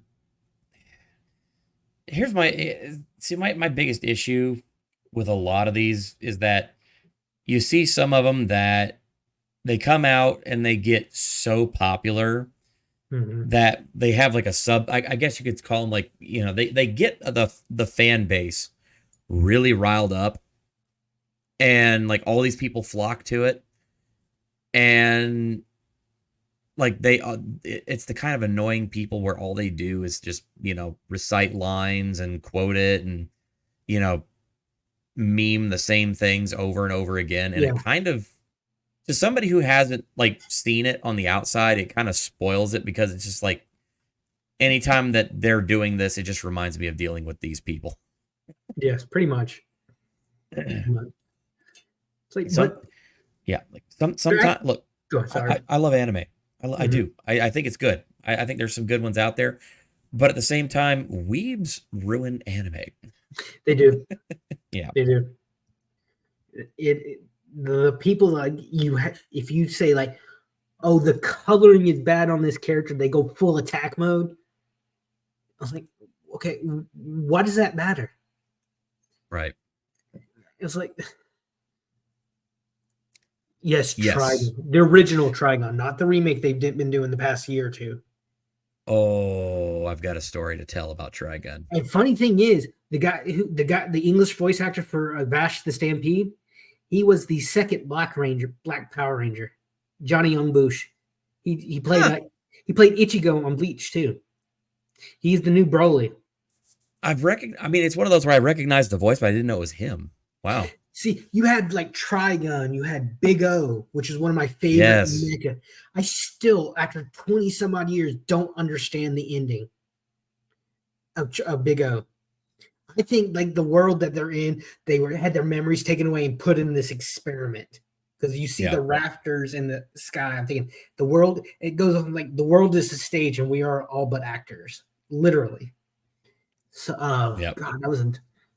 You mentioned Gundam Wing, which is one of my friend, his mom would order Japanese toys, and he had all the Gundams from Gundam Wing. But this was back in the 80s or 90s. This was 90s to early 2000s when you didn't really have. It wasn't mainstream like it is over here now. She literally ordered them from Japan. He had like a big tote box of like 2-inch tall Dragon Ball Z plastic figurines. Nice. And we would just play them for hours. Blue Gender. I never watched Blue Gender. I think that they did like a sneak preview on like G4 TV back in the day when they had it like that like Anime Attack or whatever it was, or Attack of the Show. I'm not sure. Attack of the Show. They did something with that. Like they showed a couple episodes of it, but I mean they showed like them out of sequence, like from the middle of the series. So I just like I didn't get it. Real quick, so let me show you this clip from this real quick, and then I'll tell you the Trigun story. This is funny as hell. Okay, there we go. You are pathetic. When he died, I was so sad that I would never hear that voice. This is the actual English dub. His funny little requests. Touch me. What? Touch me harder. Sure, Bobby, please forgive me for bringing you back to life. I know now that it could never work between us. As much as we wanted to, it could never be. Not because you're a rabbit, but because you're black. What? That took a major turn there. Holy crap. It's the whole series is like that. It's called Ghost Stories. It's from 2000. And yeah, the English dub is that off the rails for the entire thing. Oh my God. It's so funny. That's took a 180. It takes a turn, but that's kind of like, I guess you could say, like when people mention this series, they always mention the bunny scene, and that's the one. That's crazy, man. Oh yeah. All right. Anyway, we've been jumping around a lot. Yeah, we're so far off the rails at this point. But it all comes back. We're having fun. I don't think we're that far off. I think it comes back to like, not really. Back then, the creators, they cared compared to now. Right. It's just a machine now. It's just a machine just spewing out Star Wars, Marvel, remake, Star Wars, Marvel, reboot. It's a never-ending content pipe of sludge. I remember I remember skipping my friend. Well, not skipping out on my friend's wedding reception to go see Iron Man. Oh wow, really? Me and we went. She knew. I went up to her and said, "Love you, bye. I'm going to see Iron Man." She says to me, "I wish I could go with you." But they were special back then. We got maybe one or two a year, depending on, and they weren't like back to back. Now we're getting 5 or 6 things a year. We're at the 3rd or 4th string of heroes. We're getting a Thunderbolt or Thunderball story. Yeah, I mean, hell, Phase 1. I mean, Phase 1 was like what? Iron Man, Captain America, Thor, and then Avengers. Yeah.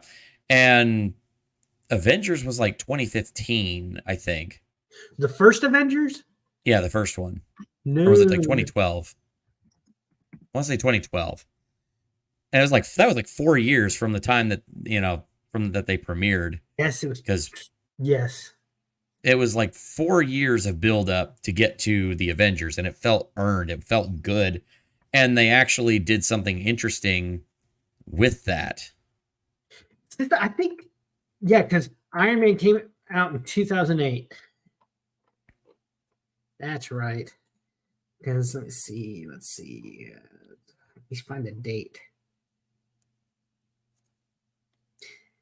Yeah, it came out May 2nd, which is my friend's anniversary. So yeah, it was the first time we were really seeing movies connected. I mean, we saw sequels, but these were different characters, different. It was unique, and it's gotten so stale. Well, I mean, yeah, at this point, I mean, they've been. I mean, just look at the last year. I mean, there's been almost a new Marvel property almost every month. Yeah, pretty much. Whether it's on Disney Plus or if it's on, going out into the theaters, they've just had movie or series and movie, series. And then, of course, we had the Marvels this year, which for anybody like me that checked out right after Ragnarok, they're like, okay, if you want to know if you like want to understand exactly what's going on in this movie, you have to have now seen, Avengers,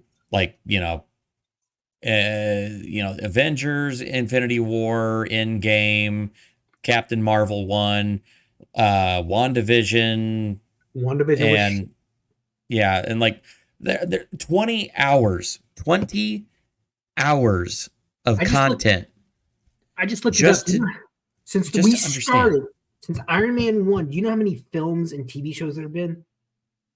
33. See, there was only in Phase 1, we only had one connecting figure in the entire in all of them. Coulson. Yeah. Coulson would appear. You're like, oh, it's the dude from the other movie. Yep. He was the thread that bound them all together. And then he gets killed off and then brought back for the TV show that got so terrible. Yep. Did you ever watch the show? I tried, and I didn't last long. I stopped watching like after the 3rd or 4th season when they started following Sky more than any other character. The hacker. Like there's at the end of, I think, season 1, he finds out why he's still alive. They used alien blood DNA to bring him back to life, and it's crazy. And he's screaming at Nick Fury. He's in his hobo outfit. He's screaming. It was stupid. It was stupid and reckless. And did I mention stupid? And he says, well, I needed you. He's like, but of course, this was only for the fall, in case of the fall of an Avenger. And he's like, and Fury responds, I know. And Coulson looks taken back. He's like, holy shit, he considers me an Avenger. Yep. Because I understand why Coulson needed to die. He needed to be that catalyst that brought them all together. But then he's just completely forgotten. Well, they cheapen it by bringing him back. They cheapened his sacrifice by bringing him back. Yeah. To do that, I mean, they just, oh yeah, a little bit of Deus Ex Machina, a little bit of all-purpose cavity plot insulation, just alien blood transfusion, boom, done. I'm like, really? It's just the Pretty much, yeah. complete crap writing of these hacks in Hollywood these days. It is once again Marvel taking what they had built and just wiping it away. Yep. Alexander asks, aren't they bringing RDJ back? Maybe, and if they do, it's going to be a different version. See, that's what the thing with the multiverse concept now. They can do whatever they want. And their excuse for if it's shitty is like, oh, it's just the multiverse. Well, one of the rumors that I've heard is that and again, I've not seen anything after Ragnarok, so don't take me as an expert, but it's just what I've heard kind of through the grapevine. It's just part of what I do for my show and everything, and just kind of listening. But allegedly, there's been some speculation that there were 2 snaps, and so like they're going to try and they're allegedly going to try and retcon it so that essentially the first snap we heard was the Hulk snap, and like everything that has happened from basically that moment all the way until now in the MCU universe was all as a result of the Hulk snap. And then they're going to retcon it back and say that the second snap was Tony Stark, and then they're going to use that to bring everybody back and reboot the entire MCU back to the point where everybody's still alive and everything's okay, and just erase all of phase 4 or 5 and everything else. That sucks. And I'm like, but as long as a terrible idea. As long as they snap She-Hulk out of existence. Yeah. Oh my God, that was the worst garbage ever. Yeah, well, it wouldn't be so bad if they did it that way then, because then, yeah, She-Hulk would be in an alternate universe. Well, they announced, I think, yesterday, the day before, that they canceled season 2 of She-Hulk. I'm just like, yes, that was the worst. There is a God. Yes, thank you, Jesus. It was the worst thing I've ever saw. Like from the very first scene, it was shit to the very end of the season. Like she's standing there, like. Bruce he's finally de-hulked. He's back to his human self, but he still doesn't have the use of his arm from the snap. He lost the use of his arm, basically. They get in a wreck, she becomes She-Hulk, and he uses her gamma blood to fix his arm. And he basically says, your blood your body metabolizes gamma radiation in a different way. See, I was able to use it to fix my arm. And he's back to Smart Hulk, which I think is so stupid. It's so depowered as Smart Hulk. It's fucking ridiculous. But she looks at him dead in the eye and said, oh, so I'm better. And he's like, no, just different, but in a better way is her response. And then he's trying to teach her. The whole first episode was him trying to teach her how to be a Hulk. And she doesn't want to hear a shit about it. She doesn't care. And the thing is, with her, she can Hulk out, but she keeps her personality. Yeah. And he's teaching her how to meditate to control her anger. And she goes on this spiel. He's like, I'm better than you at controlling my anger because I do it infinitely more than you. I work with people infinitely smarter than you. If I say anything, I'll be deemed hard to work with or even killed. And Hulk is just looking at her like, really? And you're telling me you're telling this to a man who lost his mother, lost his father. His father is the reason he lost his mother because he was drunk and killed her. This is the comics version. He would run to his cousin Jennifer's house to escape the abuse. She knew what was going on. He then he becomes a leading scientist, one of the leading scientists in the world, finds a beautiful girlfriend in Betty, only to lose her after an explosion, and has her dad hunt him down for years, finds a girl who's not afraid of the Hulk in Natasha.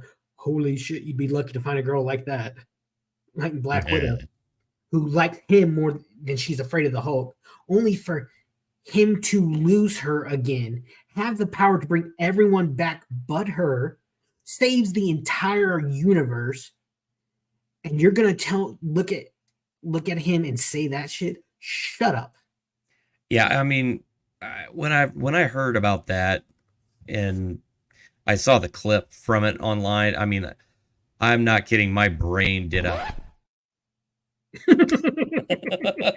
You had that you had that ready, didn't you? Oh, I always do.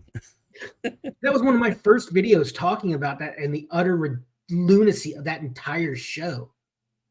Like, instead of fighting the big baddie at the end, she basically breaks the fourth wall, busts into the Marvel writing room, and tells him to, like, what are you doing? She basically broke the fourth wall to rewrite reality in order to win. I'm like, what? Like, Kevin Feige, she's like, I'm gonna go talk to Kevin Feige. Kevin Feige is this like little robot thing. He's an AI. He looks like a small version of GLaDOS from Portal, basically. He's like, are you kidding me? And she screws Daredevil. Yeah, and makes him do the walk of shame home. Exactly. Yeah. And it's just, and the critics just adore it. I'm trying of course they did. I'm trying to tie it into our original topic. No, you're good. The critics, the critics are doing the same thing that critics always do. The critics are always going to praise everything. They're going to say that the crap, tastes like chocolate pudding. That's what they do. They're gonna tell you the piss is rain. Yeah. And you know why? And you know why?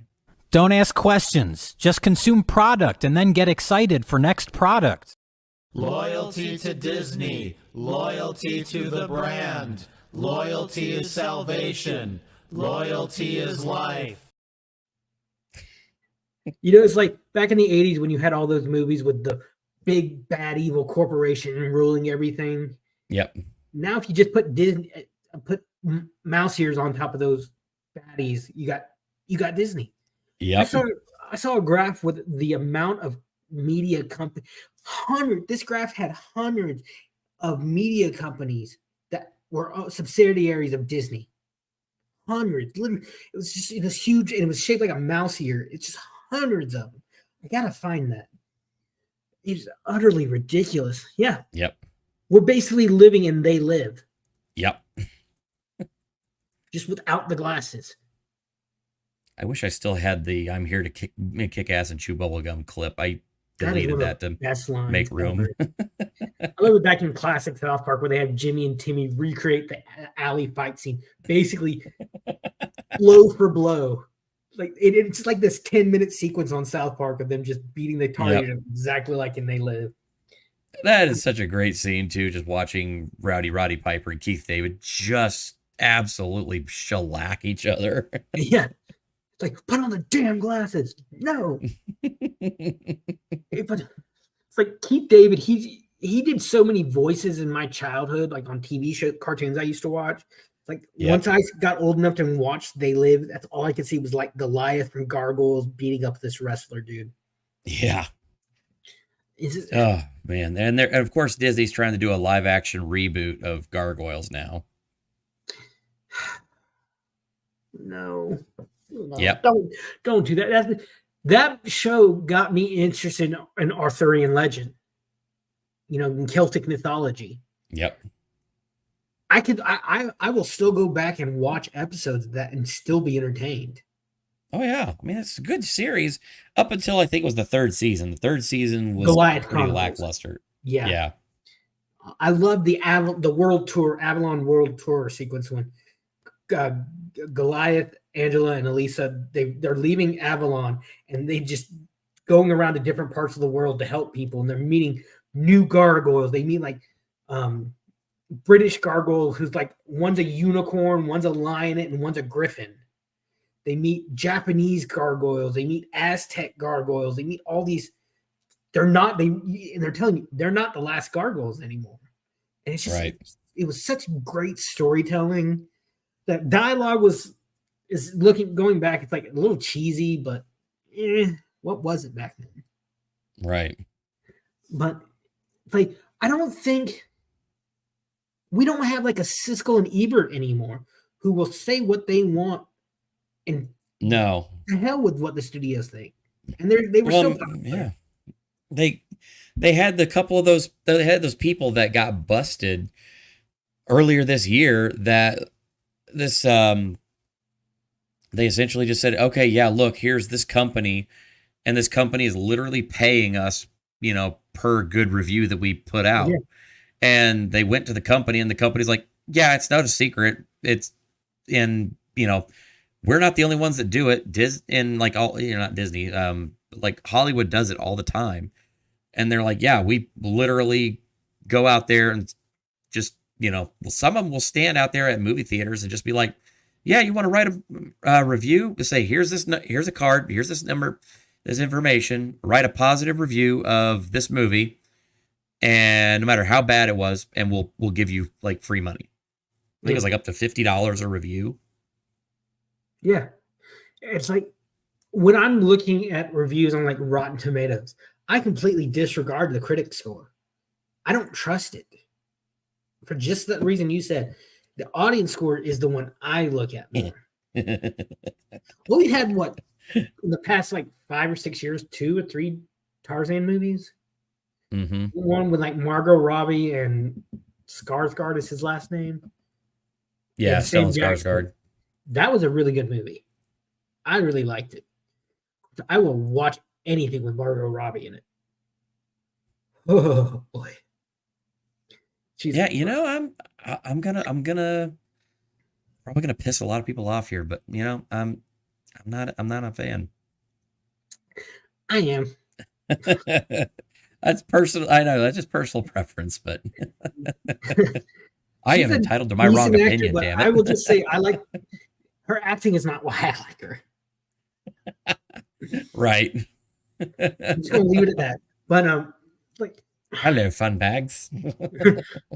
her Harley Quinn was just. I tried to watch Birds of Prey.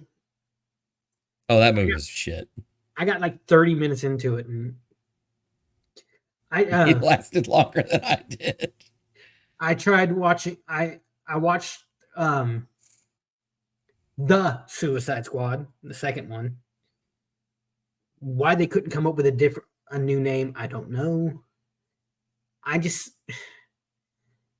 You finally get Nathan Fillion in a Marvel movie, and you kill him within the first 2 minutes.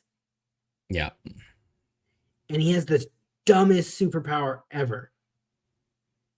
Yeah. I can pop my arms off and I'll fight you with it. And he's just basically, his arms are getting shot up on the beach and he's like 15, 20 feet away on the ground screaming in pain. I liked Peacemaker, the series. It was decent. It was funny. John Cena, I think he's really funny as the character. But it's like, it shows the absurdity of it, of the genre, which I enjoy for the most part. And that was another James Gunn production. I mean, he was trying to do something absurd and whatnot. And I think in the right hands, you can do that well. I think he did okay. I don't think he did great. I don't think he did bad. I think he did okay. Right. I would agree.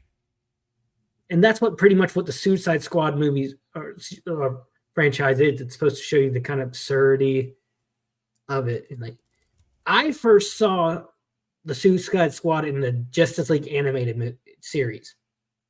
They were Task Force X because you couldn't say suicide on, and it was like Captain Boomerang, Flag, Deadshot, Clock, Batman, Clock, Villain, Yeah. And I think one more, or Plastique, I think was her name. It was done. It was done. It was okay. It was okay. But like, Yeah. I've seen like interviewers and critics become best friends with the celebrities. Like there was this one guy who did so many interviews with The Rock that they became literally best friends. Like The Rock helped him, and how this fat tub of lard got this girl, like this beautiful blonde girl, Yeah. is beyond me. He officiated at the wedding. You can't do an honest review and honest interview that kind of relationship. I honestly believe you need to have that professional distance that critics and interviews and people in the media do not have with the celebrities and studios anymore. And it's because, and you said when we talked about this a few days ago. Yeah. And we'd love to expand on this. If they say anything negative about the studios or projects, they will lose access to the actors, to the parties, to the events. Yep. And they can't do that. Well, yeah, I mean, it's like just like on the show yesterday. Actually, I think it was earlier today that I put that out there. So yeah, there was that. Yeah, those animators that came out there about it, and yeah, there's this one animator that I was able to get. I was able to find a way back copy of her profile on Twitter from back, I think is sometime in last year. And yes, she literally posts herself as an animator for Walt Disney Studios. Then she made a couple of posts, and those tweets have since been deleted, and she has removed the Walt Disney Studios part of her job description from her profile. So it very well could be that she got fired just for saying, while I was proud to work on Wish, I admit that there were some serious challenges that we had faced, and we need to rise up to those and do better in our industry and push the boundaries of animation. Seems like a fairly benign statement to me.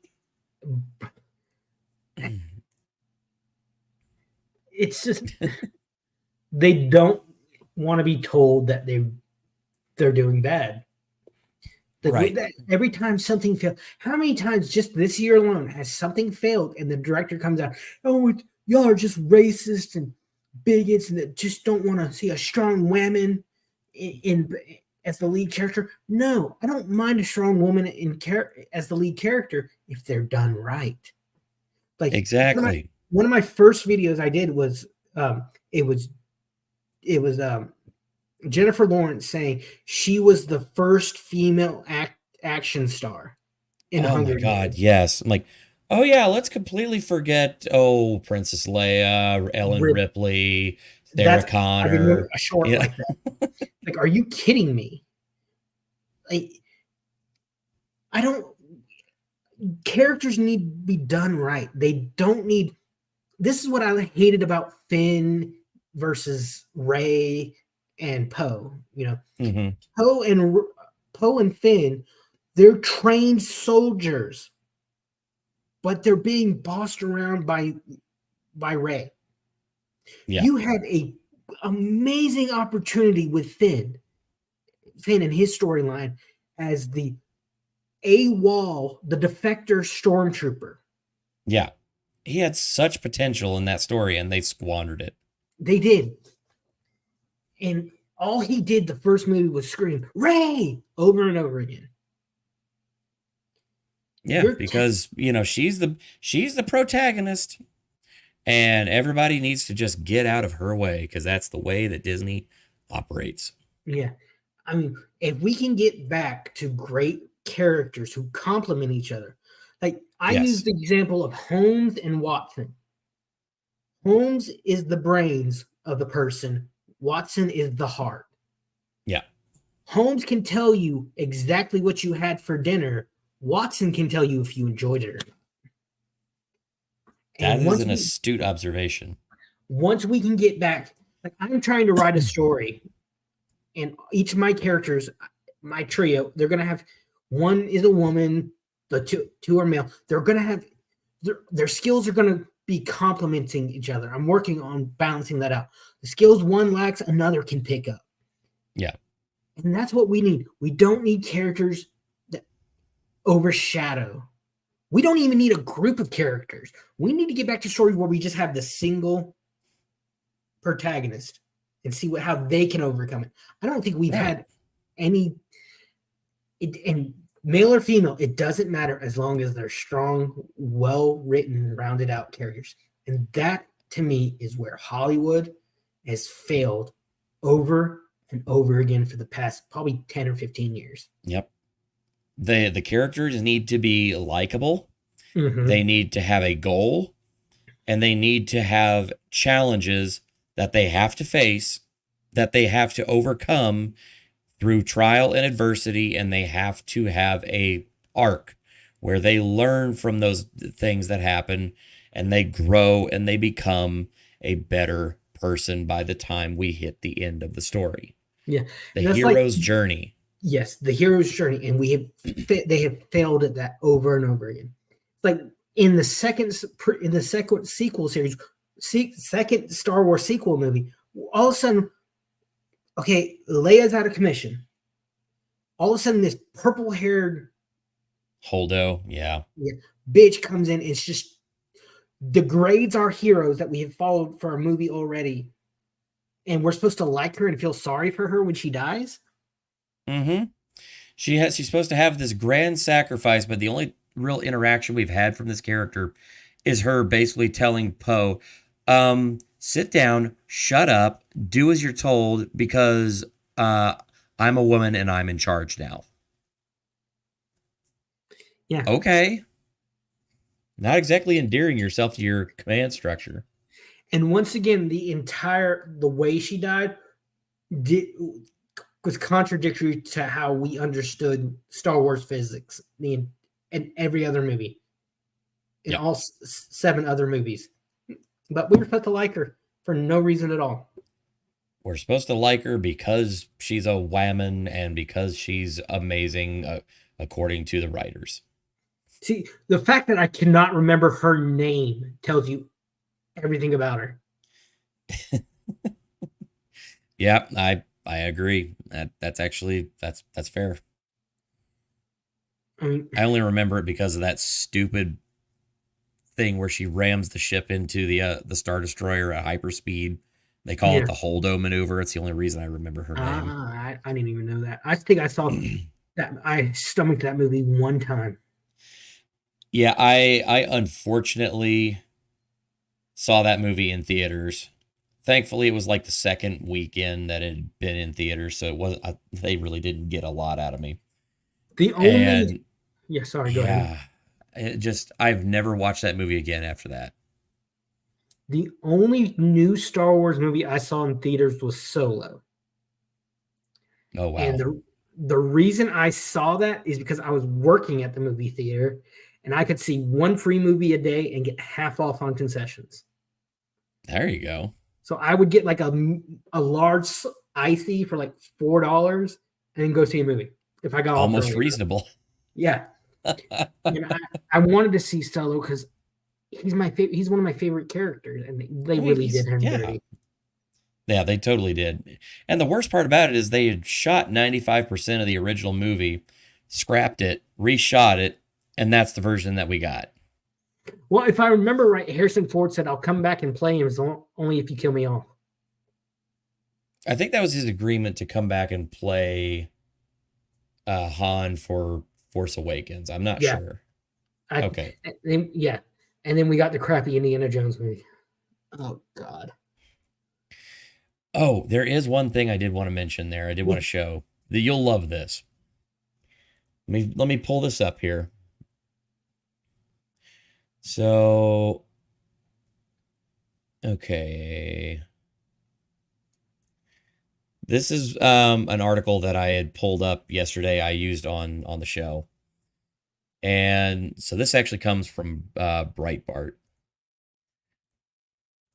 So Disney on track to lose nearly $750 million across 13 films in historic year of box office flops.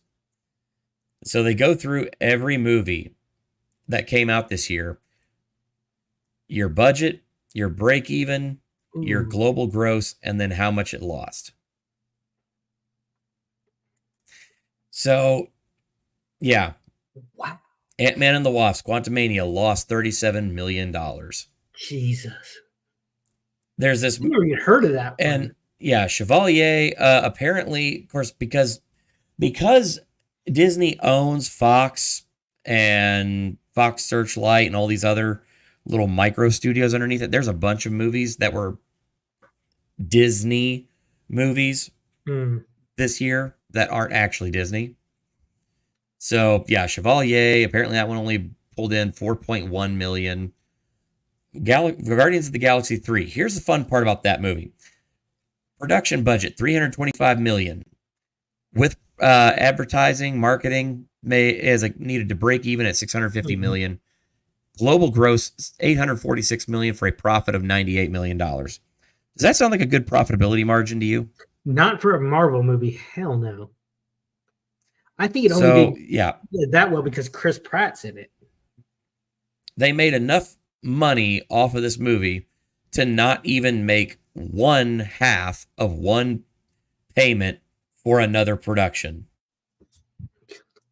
And everybody's like, oh, Guardians of the Galaxy 3 was a success. I'm like, marginally. Yeah, Little Mermaid lost $40 million.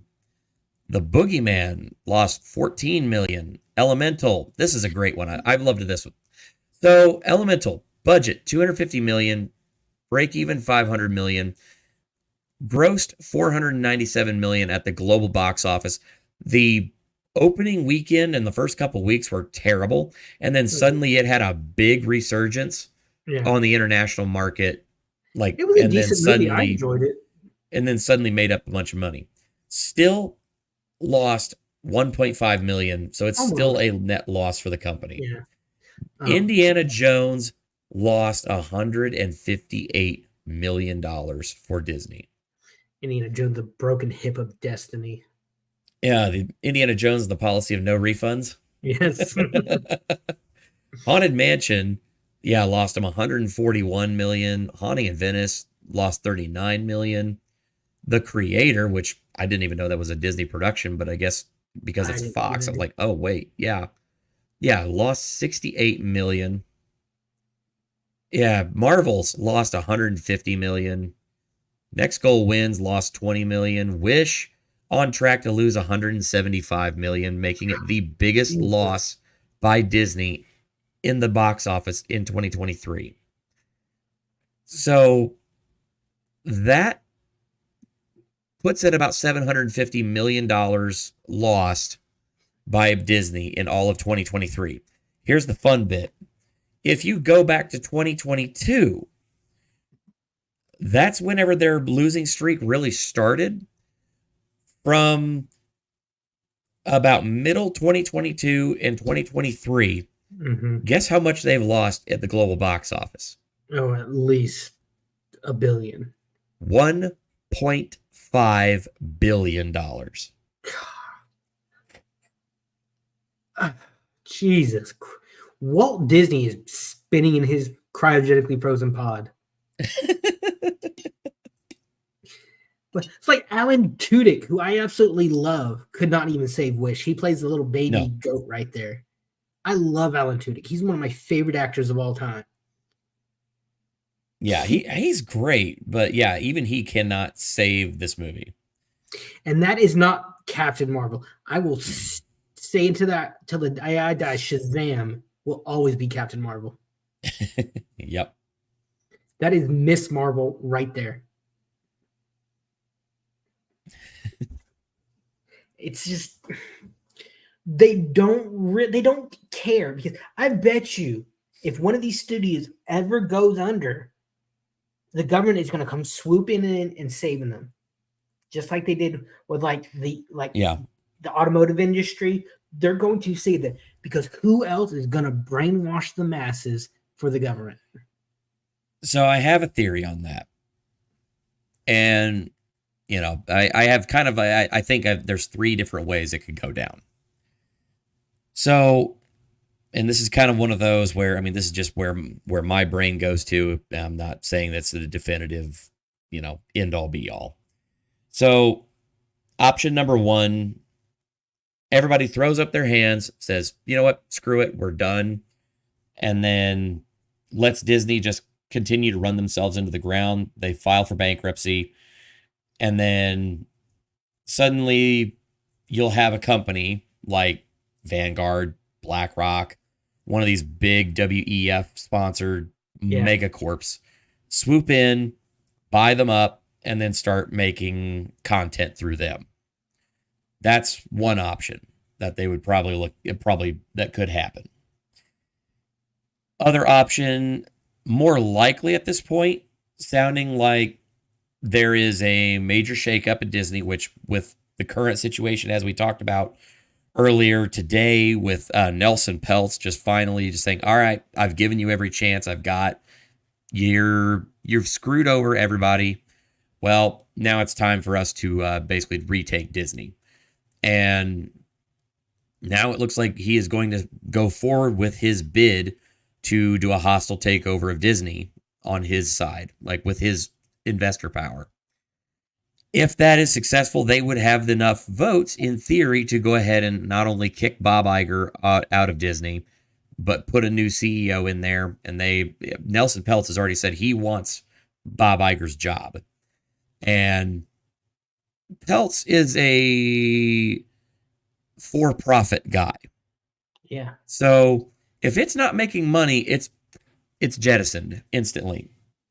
So also, part of the reason he's able to do this right now is because Ike Perlmutter, who is the former CEO of Marvel, gave him control of his shares of the company. So Ike Perlmutter, combined with Trian Management's assets under Peltz, represents about 30% of Disney stock. Damn, that's a lot of... And here's the craziest part about it. There's 2 other major investors, one of them being George Lucas, of all people, who owns a tremendously huge stake in Disney stock. And there's another guy, I cannot remember his name, but he's another big investor, owns a good chunk of it. So if Peltz cannot get his seat on the board, cannot force the hostile takeover the way he wants, that's when we get into option 3. I told you there were 3 options. Option 3 is that they've already said their contingency plan is that if nothing else works, if everything is completely screwed and they literally can do nothing, Perlmutter, Peltz, Lucas, and this other guy, they combine all their shares together and they sell them to Apple. Guess how much stock those 4 individuals own of gotta be over Disney? 50. Gotta be 66%. Godly, and they do that. Don't do that. Don't give Apple that kind of power. Well, yeah, I know, but again, they've threatened to do this for a long time, and I think if anything, it's probably just a bargaining chip over their head that they've threatened to do it and be like, yeah, okay, we could just sell all of our stock, all 66% of it, to Apple. Apple would buy it. They'd be about the only company that could afford to buy it. And then, Apple would then own 66% of Disney, which would be a more than controlling interest and means that they could pretty much just kick everyone out and hire their own people in. I'm not saying that's a good idea, because trust me, I have a burning hatred of Apple, but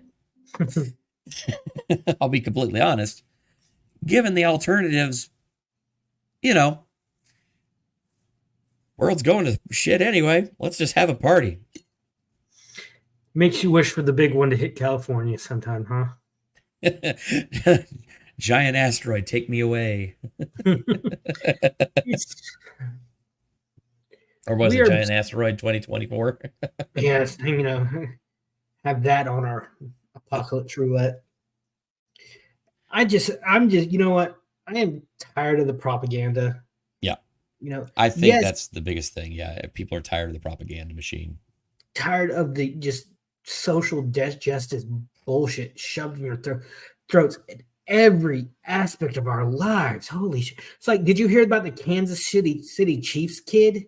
Yep. They accused him of blackface, and they literally turned his head and he's got black on one side, red on the other, because it's the team's colors. And the boy's grandfather is on the board for a Indian tribe, on the, like, what do they call it? The board of chiefs or something. And like, I think the next game, like every Chief fan is gonna paint their face red supposedly. That's gonna be hilarious to see. I mean, yeah, Deadspin, they screwed themselves on that one.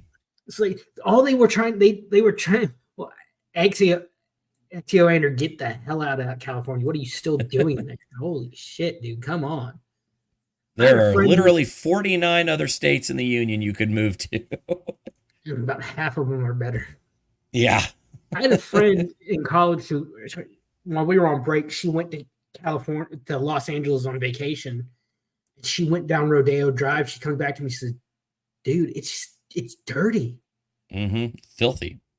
This is Rodeo Drive where all the." I said, "Girl, they clean it up for the movies. What do you expect?" You have Newsom, who basically last week said the quiet part out loud. He's like, "Oh, we can't." Kept saying for years, "Oh, we can't do anything about the homeless people." But if Winnie the Pooh from China comes over, we'll clean it right up. Yep. Won't do a damn thing for his own citizens. But the second that the dictator of fucking China shows up, and I don't care what his actual political title is, he's a friggin' dictator. He's a thug. He is. And, yeah, they'll clean up and do all this, pomp and circumstance for a dictator of a communist country that hates its own people and keeps people in concentration camps. But, help the homeless, clean up the streets, do anything to lessen the burden on your own populace. Nope, can't do that. I want to say there was a debate with him and DeSantis tonight. Oh boy. Look, that would be an epic spanking to watch. I think either tonight or within the next few days. Like DeSantis, I don't like him anymore. I think he's a liar. He did great for my state, but when you say, "Oh, if you elect me again, I'm going to stay my full term," and then he turns around and pulls, "No, I'm going to run for president." Like, no, shut up. Yeah. Tallahassee. But not getting to that. No, yeah. It's just I will visit California, but I will never live there. I've never been, don't ever have any intention on going. I just want to go someplace where I can just say I went. Yeah, I lived in Chicago for like 3 years in downtown, and that was enough to scare the pea water out of me. Well, like I said, I was in band, and they'd ask us every year, "Where do you want to go on your band trip?" I'd say Chicago. Then we said, "Shut up, we don't want to get shot." Yeah. The biggest city we ever went to was St. Louis. It's just as bad. Yeah. We did go to DC, got to see all the museums.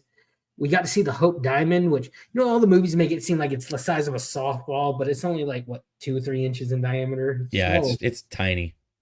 Our friend, one of my friends got too close to the display and set the alarm off and got us kicked out. I remember we were on the steps of the Capitol, and we got to meet our state representative came out and talked to us. I don't think he expected any hard questions, because I asked him, this was in 03, 04. I asked him, I said, if the state lottery is supposed to fund the education programs, why are the education programs so underfunded? He's like, "That's a good question. Next." He literally did that. But It was That's a good question, and I'm not going to answer it. Bye. pretty much, yeah, because he answered like one or two more questions and was out of there. But Yep. that's off topic. But the politics need to be taken out.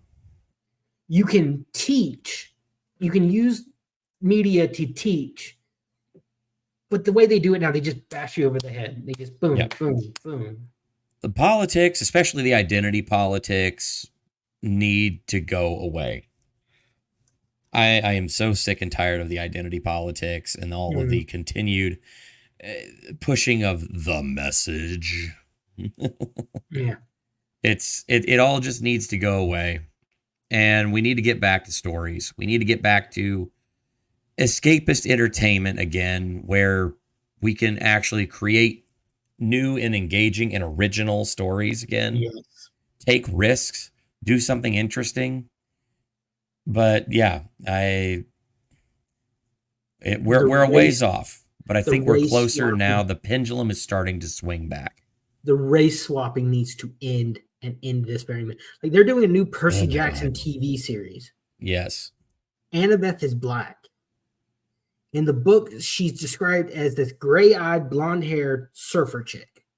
Mm-hmm. What Percy thinks of her when he first meets her. Why is she black? Why? It's like, yeah. And every redhead that you could think of in a movie is turned black. Yeah, they're getting rid of all the redheads. That I don't understand. It's ridiculous. Yeah. And I saw a comic panel today. It showed the birth of Nightcrawler. It had Mystique as his mom, and then it had another woman as his mom. He had two moms. Yeah. How does that even work? Azrael is like this red demon mutant who's supposed to be his father. It's don't need that shit in my entertainment. Mm-hmm.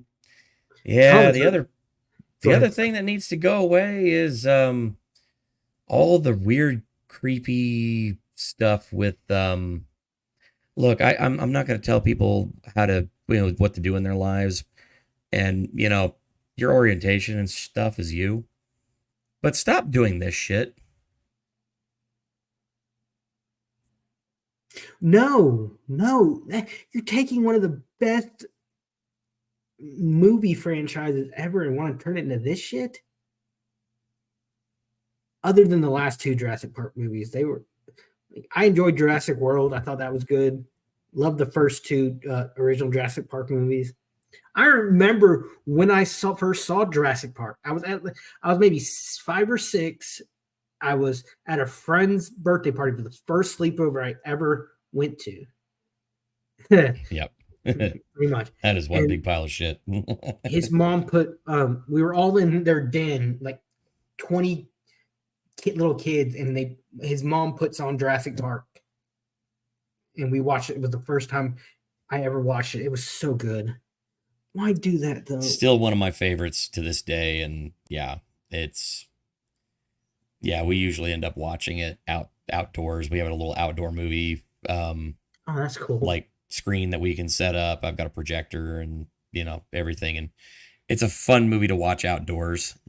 So kind of a little summer thing with us, but yeah. Cool. All right, I think we're gonna go ahead and wrap it up and say we're at 2.5 hours, and I can see the audience is dwindling fast as well as me. I'm fading, buddy.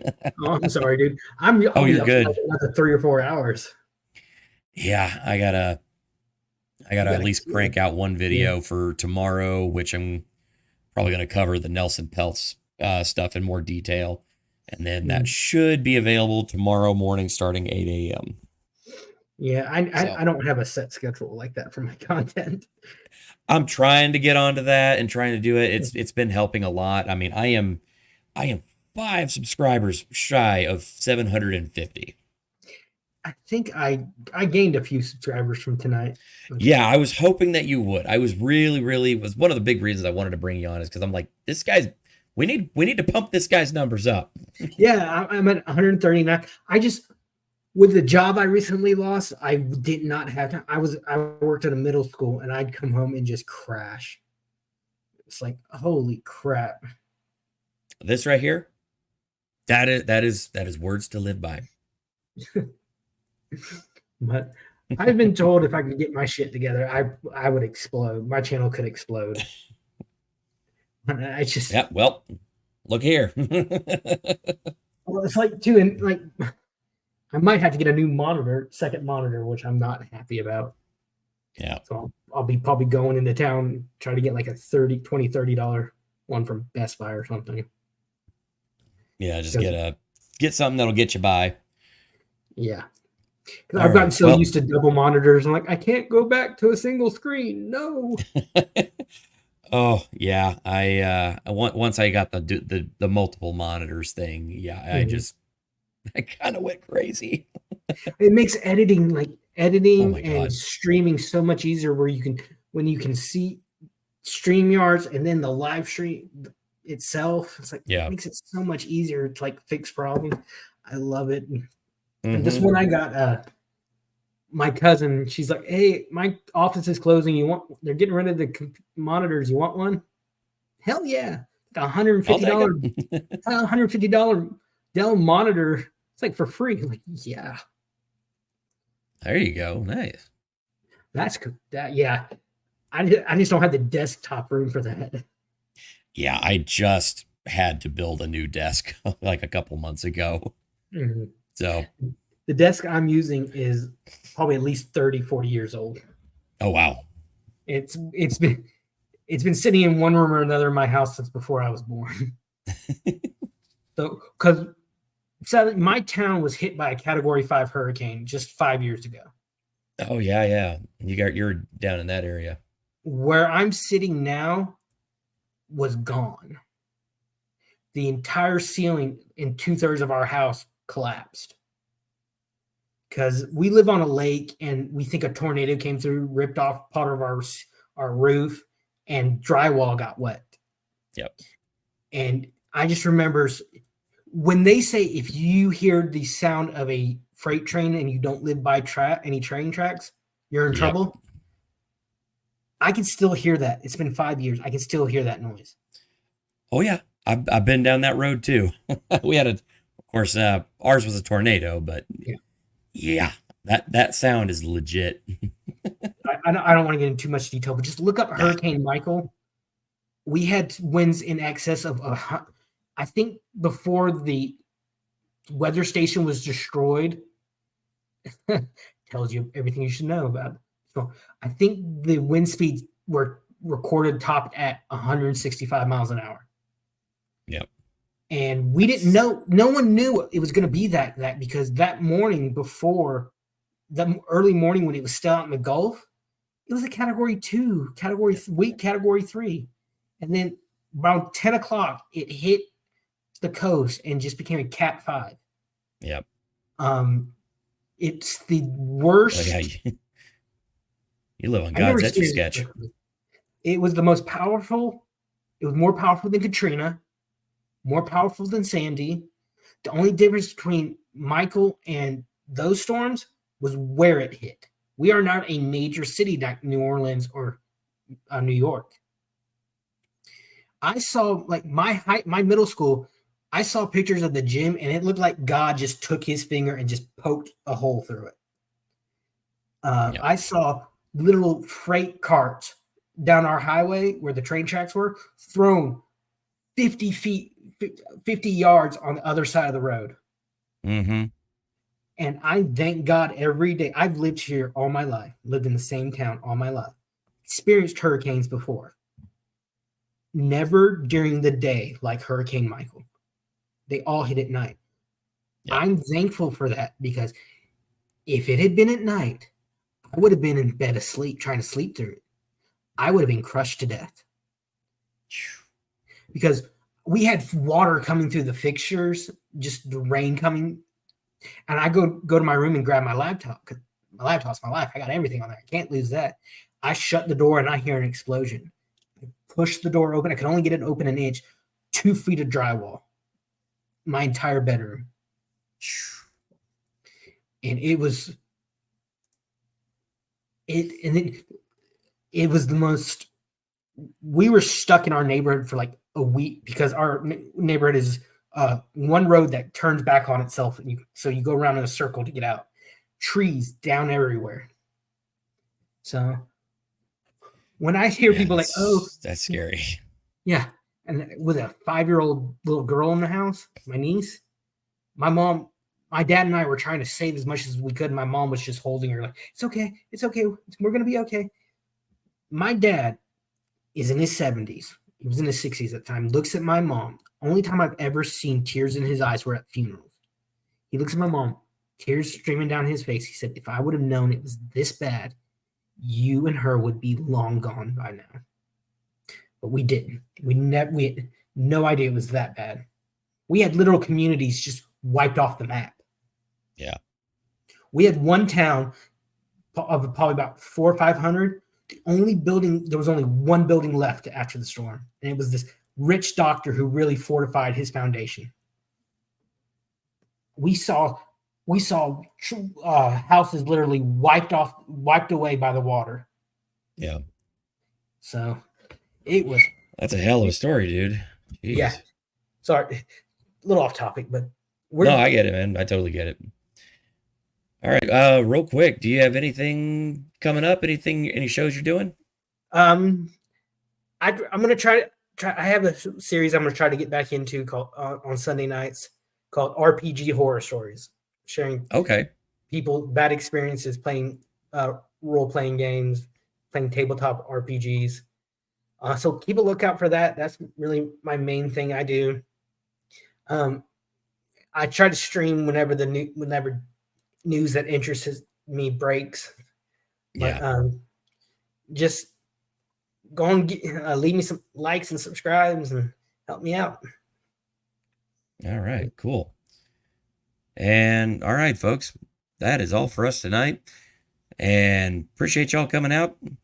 It's fun. Definitely gonna have to do this again very soon because I enjoyed just kind of letting the structure fall away and just kind of like, let's just nerd out for a bit. It was good. Yeah. I get so much. No one around me, like in my real life, like they don't care. Like I get my parents are always like, "You're so hard to shop for. You know where the comic book store is. I am not hard to shop for." Yeah. But thanks for having me, Kaiser. I really enjoyed it. Absolutely, man. So we'll definitely have to do this again very soon. So yeah. Thanks. All right, folks. Have a good night. Thank you so much. Definitely go check out Outpost Nerd. Check out his channel. He's up and coming. So, give him a like, give him a sub. And I will see you guys all in the next video. Peace out, y'all.